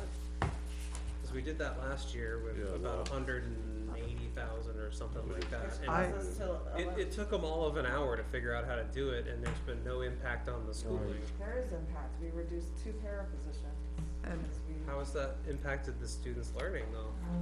Yeah, Is there four regular is there para. quantitative info on this? Like, is there any data to back up that that actually had an impact on the education? I the think when we students bring received? forward a 1.8% budget increase, we have trimmed every Right, possible but you- thing. for But the 2 number of years in a row. student, You the number of haven't- students has gone down. For This 2 is years a in a row, 13% the proposed increase in budget- cost per pupil. The proposed budget is less than the default for 2 years in a row, and there's literally nothing, there's not building repair, there's no cushion in this. Yeah, the proposed budget is 0.2% less than the default budget. Right. So what you're giving to taxpayers to choose from is a 0.2% difference. Right. In other words, And there's most no districts reason to it's vote on higher. this, practically. There's like no, it doesn't matter if I write yes or no on that, the school gets essentially the same amount of money. So I would say that we should probably reduce the bottom line by the amount that they over budgeted last year, cause every year they return a bunch of money to Right, taxpayers. that's fair. And then the school can figure out how to absorb that into all the line items, because I'm sure you guys know where things can be cut that you're just not telling us. And then, when the voters get the warrant article, they'll have a choice between one number, which is the default budget, and then they'll have a slightly different option that is a few percent lower. And then I feel like we actually gave the voters a real choice. We Right. actually said, here, you have a choice. Do you wanna increase school funding, or do you wanna keep it flat? I wonder if we could keep it flat for that. You know, that's pretty close, actually. Can I just say something? Last year, we were looking at 8.7%, Yep. okay? And the year before it was like And we- 7 and we- and 6. It's Can I- 23% over 3 can I years. talk? Yep, yeah. We made a 0.7% decrease last year, the last night that we were together. We're looking at it's even less than 1.8 now, because if you take out the 40,000 that we reduced, it's probably 1.7 now, or whatever. I think with all the work that they've done to come in with what I consider to be a pretty stripped-down budget, I think it's totally irresponsible just to turn around now and say, let's cut it 300,000 the last night. If we're gonna start doing stuff like this on this committee, then why sit here and go through the budget, Right. No, that's true. line item by line item, and spend all the time we do? Why don't we just meet the first time and say, we're cutting it 400,000, done? Because we have to give them a chance to be fiscally responsible first. I think they have. And here's the thing, you said last year they gave us a big increase, that 8% increase, right? Yeah. And that was kind of unacceptably large, right? Yeah. That increase is still in this budget. Right, it's still in the budget. As is the 7% the year before, Right. and the 6%, this is 23% higher. Well, now there's 2% more, so it's like 25% higher than it was 3 or 4 years ago.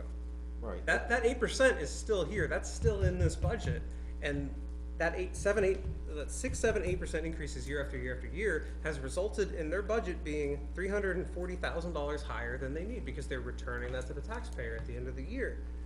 I So agree with I say that we give the taxpayers an actual choice here, and I've been looking at this, and so if you look at the current budget, it's 14,877, the number we came up with last year, and the current one is, 15,147. Now, if you subtracted that and you kept the budget flat, that would be a reduction of 270,000. So that's not even the 340.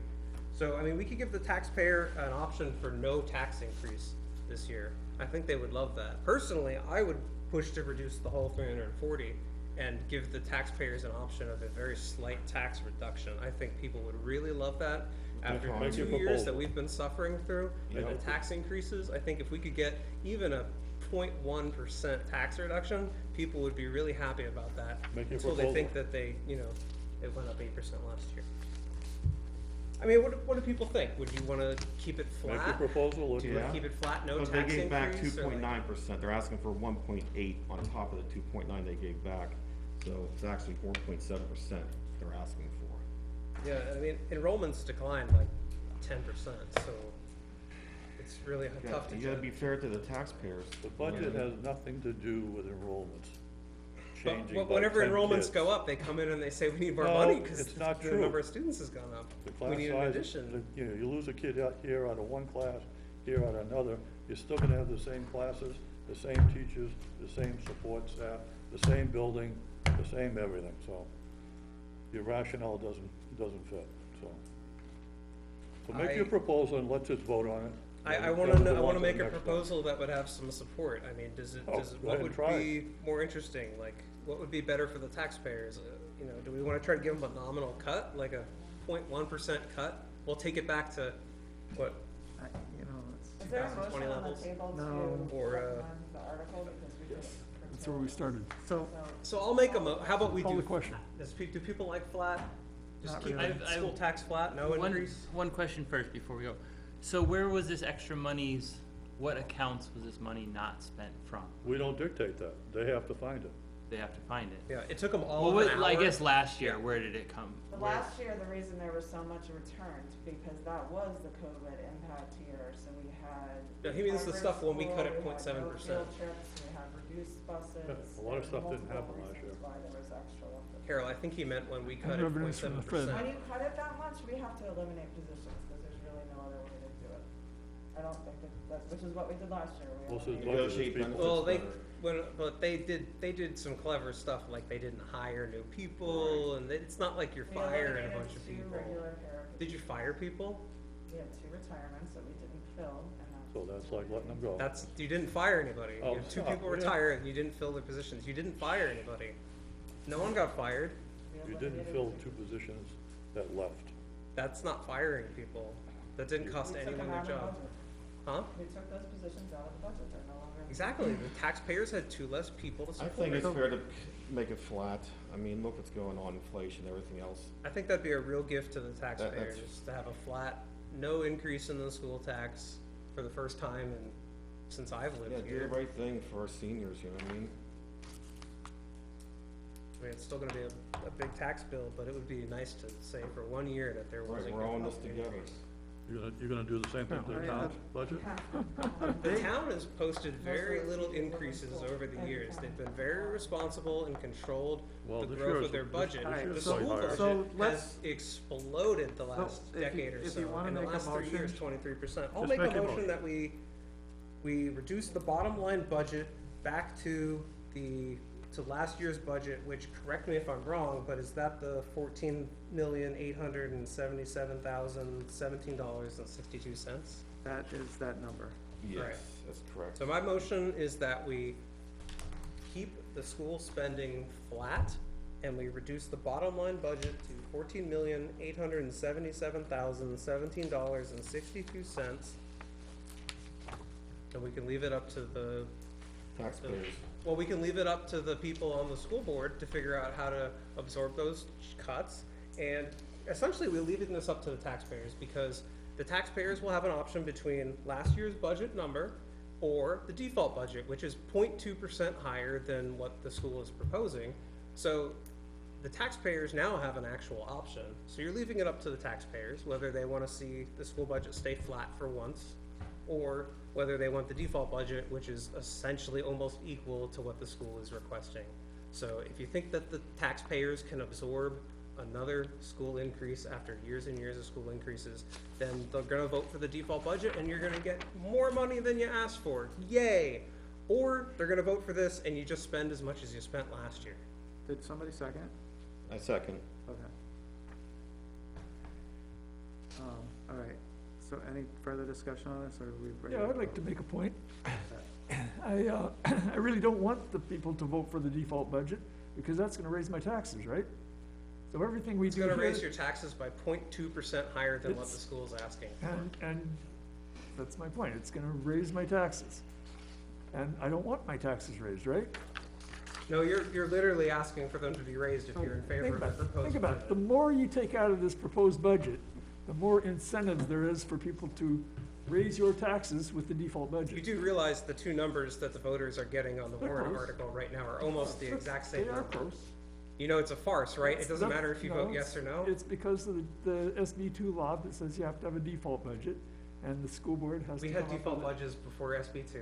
No, we didn't. Did we didn't? No. No. Oh, that's an interesting thing. I've been just here a learned.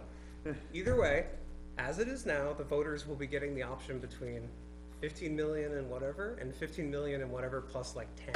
It's almost the exact same number. It gives the You're voters pushing them into no it. option. I think we should give the voters an actual choice. You're pushing them into it. And I'm not even cutting the budget. That's just So- keeping Right, the you're not budget cutting flat. Question, So I would like to say that I'm not in favor of just cutting it flat. I think that. We're not cutting it. We're just, we're keeping it flat. We're not cutting it. I'm cutting it too flat.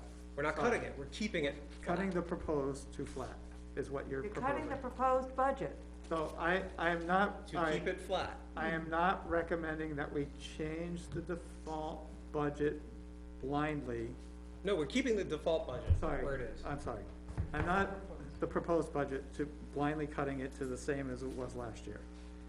I think that, you know, they did do a fair job at zero-based budgeting this year for the first time. I think that's huge, although there was significant savings, in this budget because the SAU, you know, that's saving us a ton of money. So yes, without that, you know, if we were still stuck in that SAU, this thing would be up 6% probably, you know, ridiculous. So I would be more in favor of, I think that they did a pretty good job of putting this budget together, so I'd be more in favor of looking at specific things like we've already started to do. And that's part of our. That'll take us all night. Right, well, it's. They part know of- how to cut, they know how to cut things way better than But us. it's better than our, right, they do. Last year, they and hemmed and hawed it about the doesn't matter. Wait, 0.7%. let me It took them finish, less than an Tom. hour to figure it out. Let me finish. You know, it's like, let's just, you know, it's pretty moderate increase. Yes, it's better than the default budget. I think, you know, that shows that people have done a pretty good job. I mean, I don't think cutting it just to cut it is the right thing to do. We're not cutting it just to cut it, and the Yes, fact we that they are. worked Yes, hard we on are. it So let's doesn't just make move any the difference. question. What Alright. I'm talking about is giving the taxpayer an actual Let's option. vote. Even if you support the proposed budget, the default budget is essentially the exact same thing with a little cherry on top of Let's a just few vote. thousand extra Let's dollars. just Move the vote, question. let's vote. I'd like to hear what Tom had to say. He wants to vote. Did you have something to say? You wanted to vote? I did, but let's just vote on this and then I'll say what I have to say. No, I think we haven't heard from everybody. I have one question. Is there time left for to ask the school board to present to us a budget at that 14,877? They won't do it. There's not There's time no for time it. left for it. So it's- Basically, whatever we vote on tonight is what goes on the warrant article. I tried that exact same request last Oh, year, sorry, the weeks deliberative session. earlier, and I got pushback. They said we would not do it. John, I asked for a second budget. I said, can you just, John, for can we the move sake the of giving us an Let's- option, let's- can you all give right, us a ready budget to with no vote? increase? And they just refused to Stop, do it, stop. so All it's not an Stop. issue. All of time. those in favor of changing the proposed budget to the amount of $14,877 and, 14 million. sorry, $14,877,017.62. Say aye. Hey, All those I wish, opposed? riding the fence, Yeah. I hate riding the fence. I'm with the, I'd like to see it smaller. You'd I like to know- what? That's fine. I'd like to see it smaller. I like the I have- 14 I have million a recommendation. and, you know, maybe going forward. So, wait, how Did did you anyone vote on the abstain? last one? Wait, let's go Sorry, back John, to our vote. let's do it again, account. All in favor of changing the proposed budget to Yeah, the we know what it is. 14,877,017.62, say aye. Yeah, well, let's raise our hands, cause that's Raise usually your what hand, we do. right. So that's 4. All right, opposed? 4, 5 opposed. 6, all right, 6 opposed, 1, okay. All right. So, What I did was I looked back on the budget and I noticed that So that failed, correct? that failed, yeah. bills.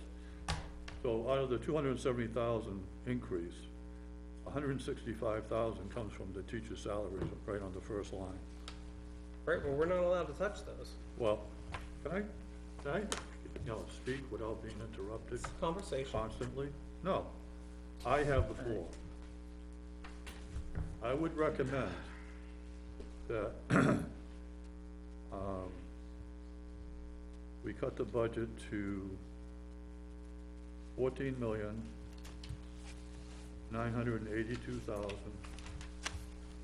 14,982,359. I would second that motion. That sounds reasonable. The number, I'm sorry, what was that number? Wait a minute, I think I messed up.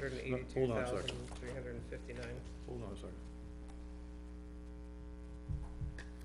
Hold on. Why don't we just make it 15?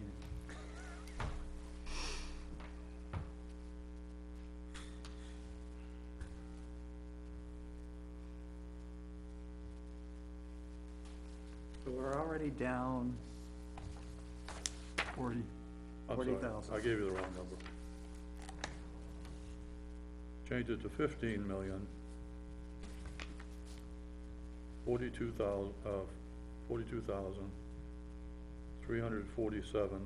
42,347.60. I would second that motion. Now, that comes out to be a 1.007%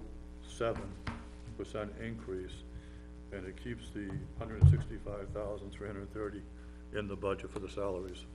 Because you cut that number out, you're cutting teachers. That's the, But you have to that's the un- teacher You salaries. need to understand that we have to find where to make those cuts, and there are many places that we cannot cut. They're very Right. clever at this. Yeah. It took them half an hour last year. So, I'm trying to make a Very compromise. little that we can Right. cut from this budget, just because Right. that increases that amount doesn't mean that preserves those positions. so, It's a so, compromise. right, so what you said there means that you just took the teacher's salary number, so you didn't include any of the FICA things or any of that, any of the insurance. Which isn't, which is irresponsible. All right, so, I mean, that's right, exactly, it's very difficult. I don't expect it'll take them more than an hour to figure out how to do it. It Well, really no, took them. it's not it was that. so It's like- quick for them last year. That's not the question. I don't wanna change it at all, okay? So- But there seems to be a flavor in this room right now that Yeah, that, you guys wanna change it. Well, we you already can do voted something not for to the change it. taxpayers, Why that's all can't we I'm leave saying. it? We voted not to go to that number. right. I think this is a good I think this is a compromise good here. compromise. No, we yeah. voted not to change it to his number, Right. Right, and it was a really close vote. I think right, this is a but we good voted not compromise, to change it and to his and number, does so give why the can't we just taxpayer leave it? a You wanna, choice. ma- Yeah. you wanna make a motion, Tom? I move we Yeah, I leave it will. as it I make is. a motion that we keep the budget as is. I second. As is, or we already took 40,000 out? Right, less than 40,000. I make a motion that we keep it at 40,000 less than what it is. I thought you just Yeah. wanted to make a compromise at 15 million. No, You talked yourself out of I don't your own really wanna motion. change it at all, but I'm Okay. going by the All right. flavor of the room here, and I was trying to be sort of the middle guy, if you will. The majority flavor was not to change it. All right, The flavor in the 5-4. town is that taxes are too high and this school budget Tom, we has been. already know how you feel, okay? No, that's how people in this town feel. I say we You vote on talked the to all of them? compromise. That's why the makeup of this board has been changing over the last 2 we years. need that motion made then. I'll motion it, I'll make this, what All was right, it? or s- what you proposed here, Tom's Tom. number. There's a I'll do motion on the compromise floor. number. actually, right, so, yeah, but he withdrew. I withdrew. Yep, I'll motion it. I'll second the motion to use Tom's compromise number. I Okay, thought we had a motion on the floor from Tom. he withdrew, Yeah, you withdraw it. The compromise. so, I wanted to make a motion that we keep it the way it is, less Right. 40,000. Why, and I seconded that motion. That's what I thought was on the I floor. thought that's that where we okay, motion- were. all right, I sorry, seconded it. okay. All right, less than 40, okay, sorry, I missed that motion. Yeah. All right, so that's the motion on the floor then, to leave it as is, less the 40,000. Right. Okay, sorry. All right, all in favor of leaving as is at less than 40,000, raise their hands. Unless there's any other changes. All right, all opposed? 4 opposed, okay. So what we've just done is we've lowered accepted the budget less as 40,000 amended. Plus 40,000. We've accepted the budget as amended. as previously. We didn't accept it. Well, I motion that we accepted at 15,042,347.62 I cents. second it. No, we just, accept past the You motion. didn't accept it, you just No, we adjusted did. the number. You right, didn't accept it. we I did, we second voted it. to I accept. didn't hear the word accept Well- anywhere. The original motion on the floor was to recommend the budget. As is. so now, And that okay. effectively That was the budget was, amount. So what we actually I really need withdrew is the motion to, But we made a new one. so we need a And motion the other one will be the vote on that. accept Article 3. to Like the compromise, accept protects the article, salaries, but it whatever gives us article it choice. is. Motion I to think. recommend, which I think Motion. we already have that motion on the table. Do we, That's where we started. who made the motion? No, we didn't start with that. We, did we? Oh, we, Yeah. I okay. did. So we needed, who made that motion? We need it I did. amended to this new number. But where are we now? I guess I'm lost. I thought you Talking were 15. making a motion to accept it as it was, Less than 40,000. less the 40,000. We just voted on that. That was his intention, and that was my intention when I Okay. seconded that motion. And we just voted on that.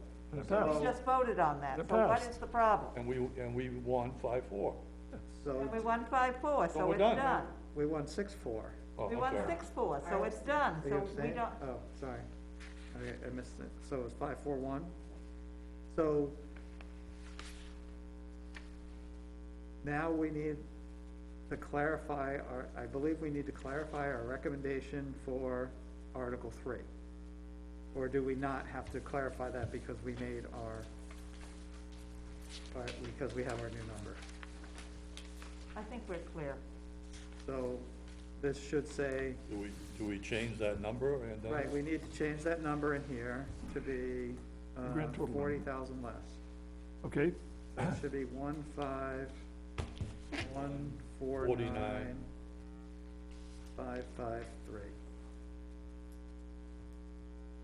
Sorry. wait. 49 or No, no, 147? wait, wait, One- wait, no, 127. I changed the wrong number. 127, So, 15127. 15,127. Oh, I think- 107. no, 107. One- 15,107. Oh, yeah, it's 107. 15,107, 690. 68975. 690. Oh, I took the wrong number too. Is that right? It's been a long night. It has been a long night. I hate these meetings. Guys, the only thing I would ask everybody at this point, I think we're all getting a little short in tempers, but I think we're losing respect for each other, and we're not giving the person, the opportunity to totally present their case, and I would ask that everybody let somebody talk and finish. Thank you. All right, so do we need, a recommendation to accept Article 3 with this new number? So moved. Okay, do we have a second? Okay, all in favor of recommending Article 3 with the number? Do we have discussion on that? We've been Basically, already discussing discussed all it. night. Sure. That was all the No, discussion. right, but now we're voting No. whether we I- wanna I had signal a to the question voter. for- We're moving Should the we be question. going by the new numbers of what it's gonna be also? Because isn't Article 3 gonna be Yeah, that's, two now? that's the new, Yeah. yeah. You know what I'm Oh, saying, that John? number, this number up here. Yeah. Yeah. We'll uh, just renumber it when That, Okay. that doesn't really matter. I Alright. mean, it's referenced here as 3 on Yep. this document, Alright. which will be 2 later, apparently, or assumed. So, do I need to read the whole thing again? All right, well, we have a motion No, and a we don't have to second. read the whole thing. All right, all in favor? Aye. Any opposed? 2 opposed. All right, I don't even know what we're doing. How many were in favor? Did you raise? Are you voting yes or no? Or abstain? All right, That's, I'm that's gonna the all in screwy favor. part, is So all because in if I favor. vote that I don't recommend it, I'm recommending the I wish we had a default secretary here to recommendation. keep track. That's right. I'm just 1, 2. abstaining in that case. 1, 2, 3, I'll- 4 I'll in try it. favor? 4, Oh. 5 in favor? 5 in favor, okay. Opposed, I'll abstain. and, I'll oppose. you're opposed?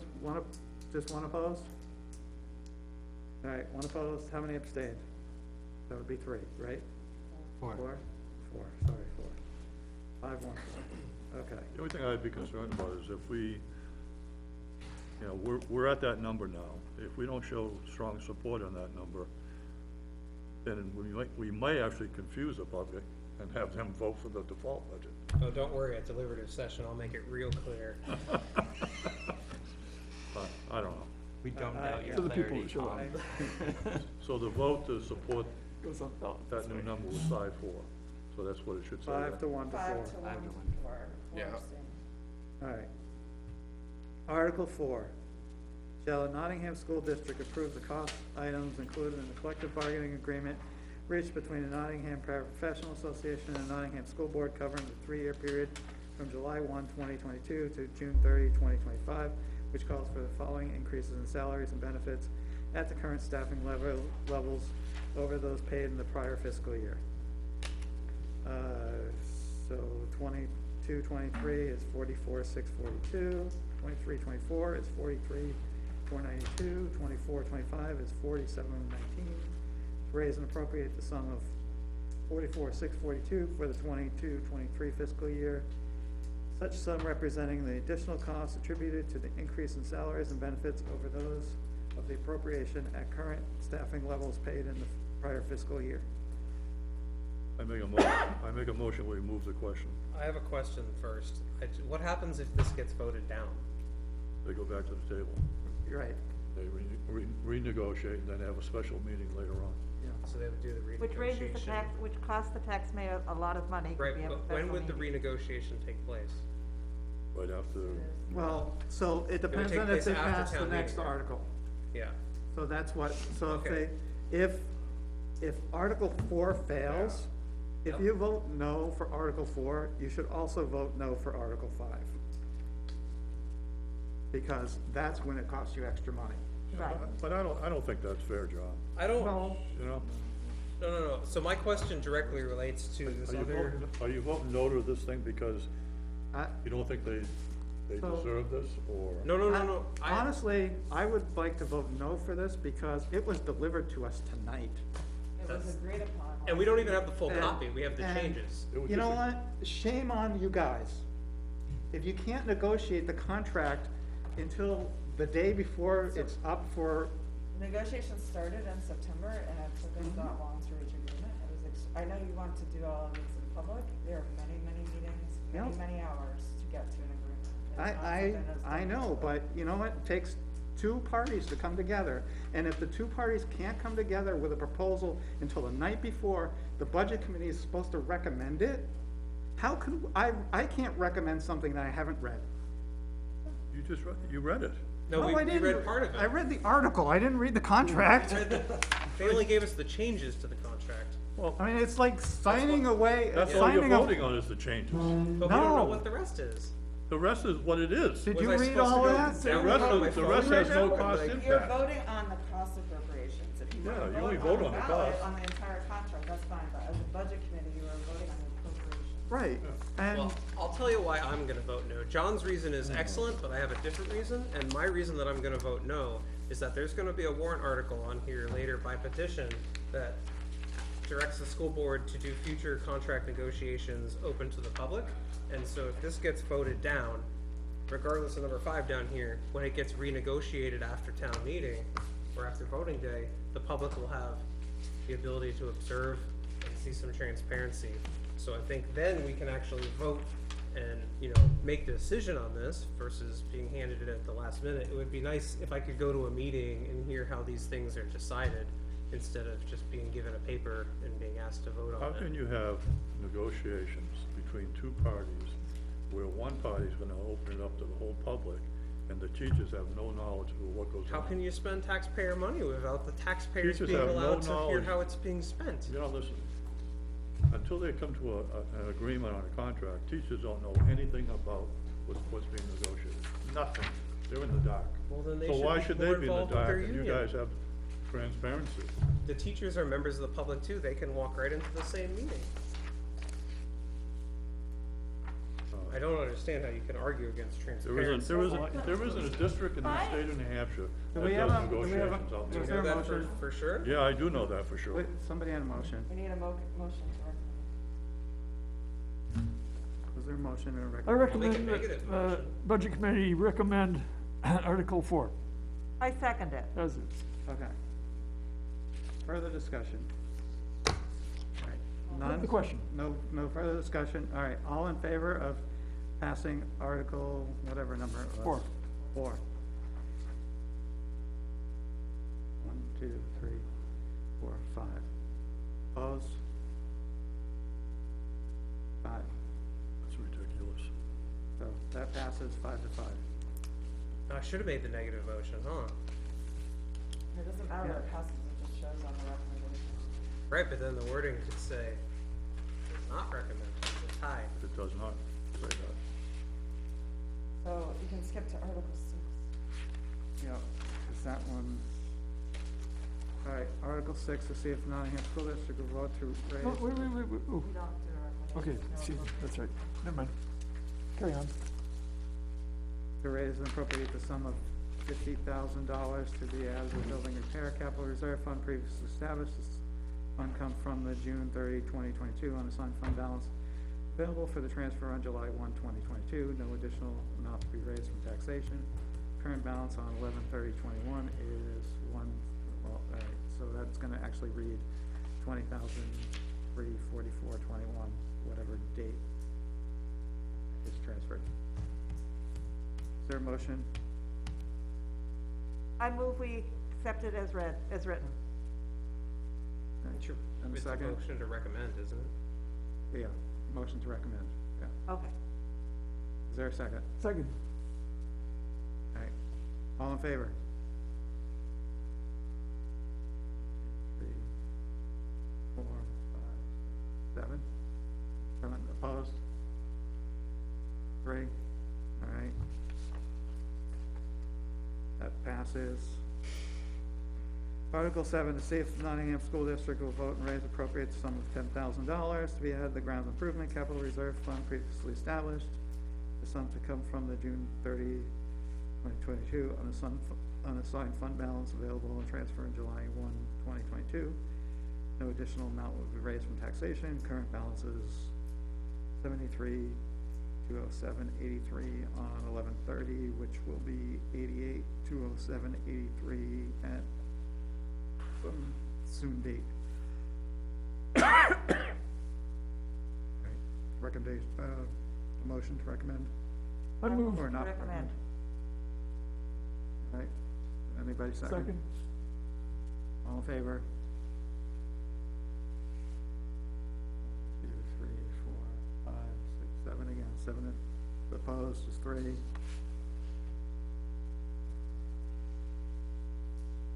Article 8, to see if the Nottingham School District will vote to raise and appropriate the sum up to the sum of $10,000 to be added to the Special Ed Capital Reserve Fund previously established. This sum to come from the June 30, 2022 unassigned fund balance available for transfer on July 1, 2022. No additional amount to be raised from taxation. Current balance at 11/30/2021 is 137,117.93, and which will be 157,117.93 at some soon date. Question on this one, what is that money gonna be used for? That is money used for unanticipated special education costs, so something like an out-of-district placement or a bus, that was a ride share that becomes a full cost. If we can't cover it in the regular budget, it can only be used for special education.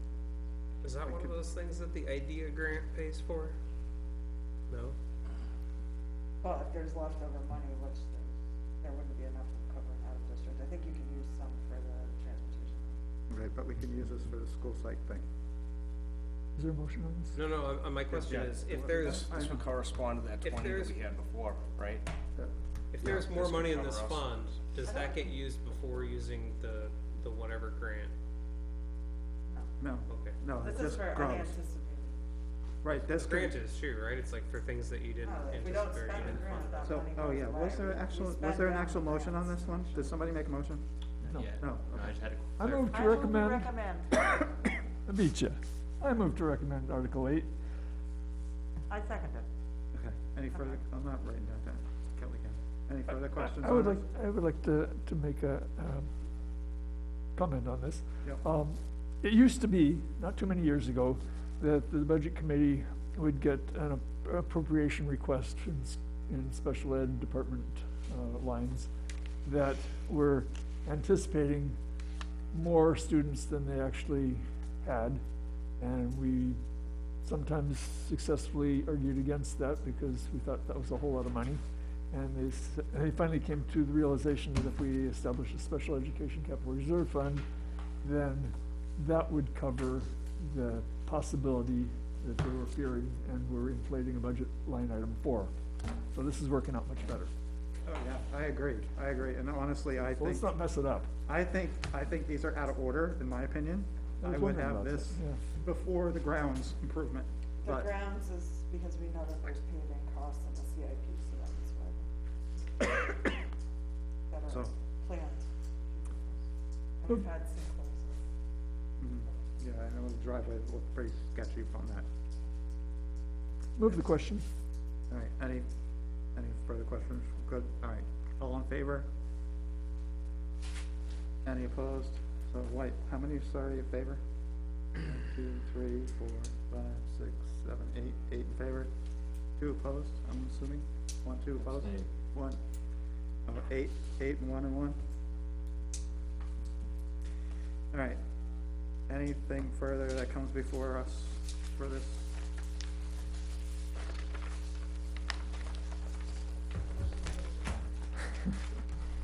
So, okay. Have adjourned a long time ago. We have a motion to adjourn. Second. Second, Sorry? we didn't accept the revenue. We didn't accept the revenue. Do we actually need to? Yeah, Huh? it's traditional. All right, don't know it's if it's- traditional, I'm not sure we actually have to, but we can, I guess. Somebody wanna make a motion to accept the revenues then? I move that we accept the revenue statement as presented. Sure. Okay. All in favor of accepting the revenues? Any opposed to accepting the revenues? All right, revenues are accepted at 10:00. So what was- Yes. I don't know, it's on the camera, I hope. Well, the camera went off a long time ago. Oh, no, the camera should still be going till, 7. Should have been smarter. Yeah, actually, the camera should be going off soon. My camera went off a long time ago. All right, do we need to do anything else before we adjourn? Just the next meeting is Thursday? Next meeting is Thursday, At what time? 6:45. 6:45, yeah. Is it 6:45? Is there a hearing beforehand? No, Okay. no hearing beforehand. I don't think there's no hearing beforehand, right, Tyler? There's nothing the town has for a hearing. That's here? That's here, in this room. And Okay. the public hearing is posted for 6:45? Our hearing is at 7, so it's 6:45 for our meeting, 7 o'clock hearing. And we're gonna get The those hearing proposed- minutes passed, right? What? Approved. We're gonna get those minutes approved. Do we- so- Ordered it. All right, all in favor of adjourning? All right, any opposed? All right, we're adjourned. Oh, God, I hate this. Thank you, John. Yeah. Thank you.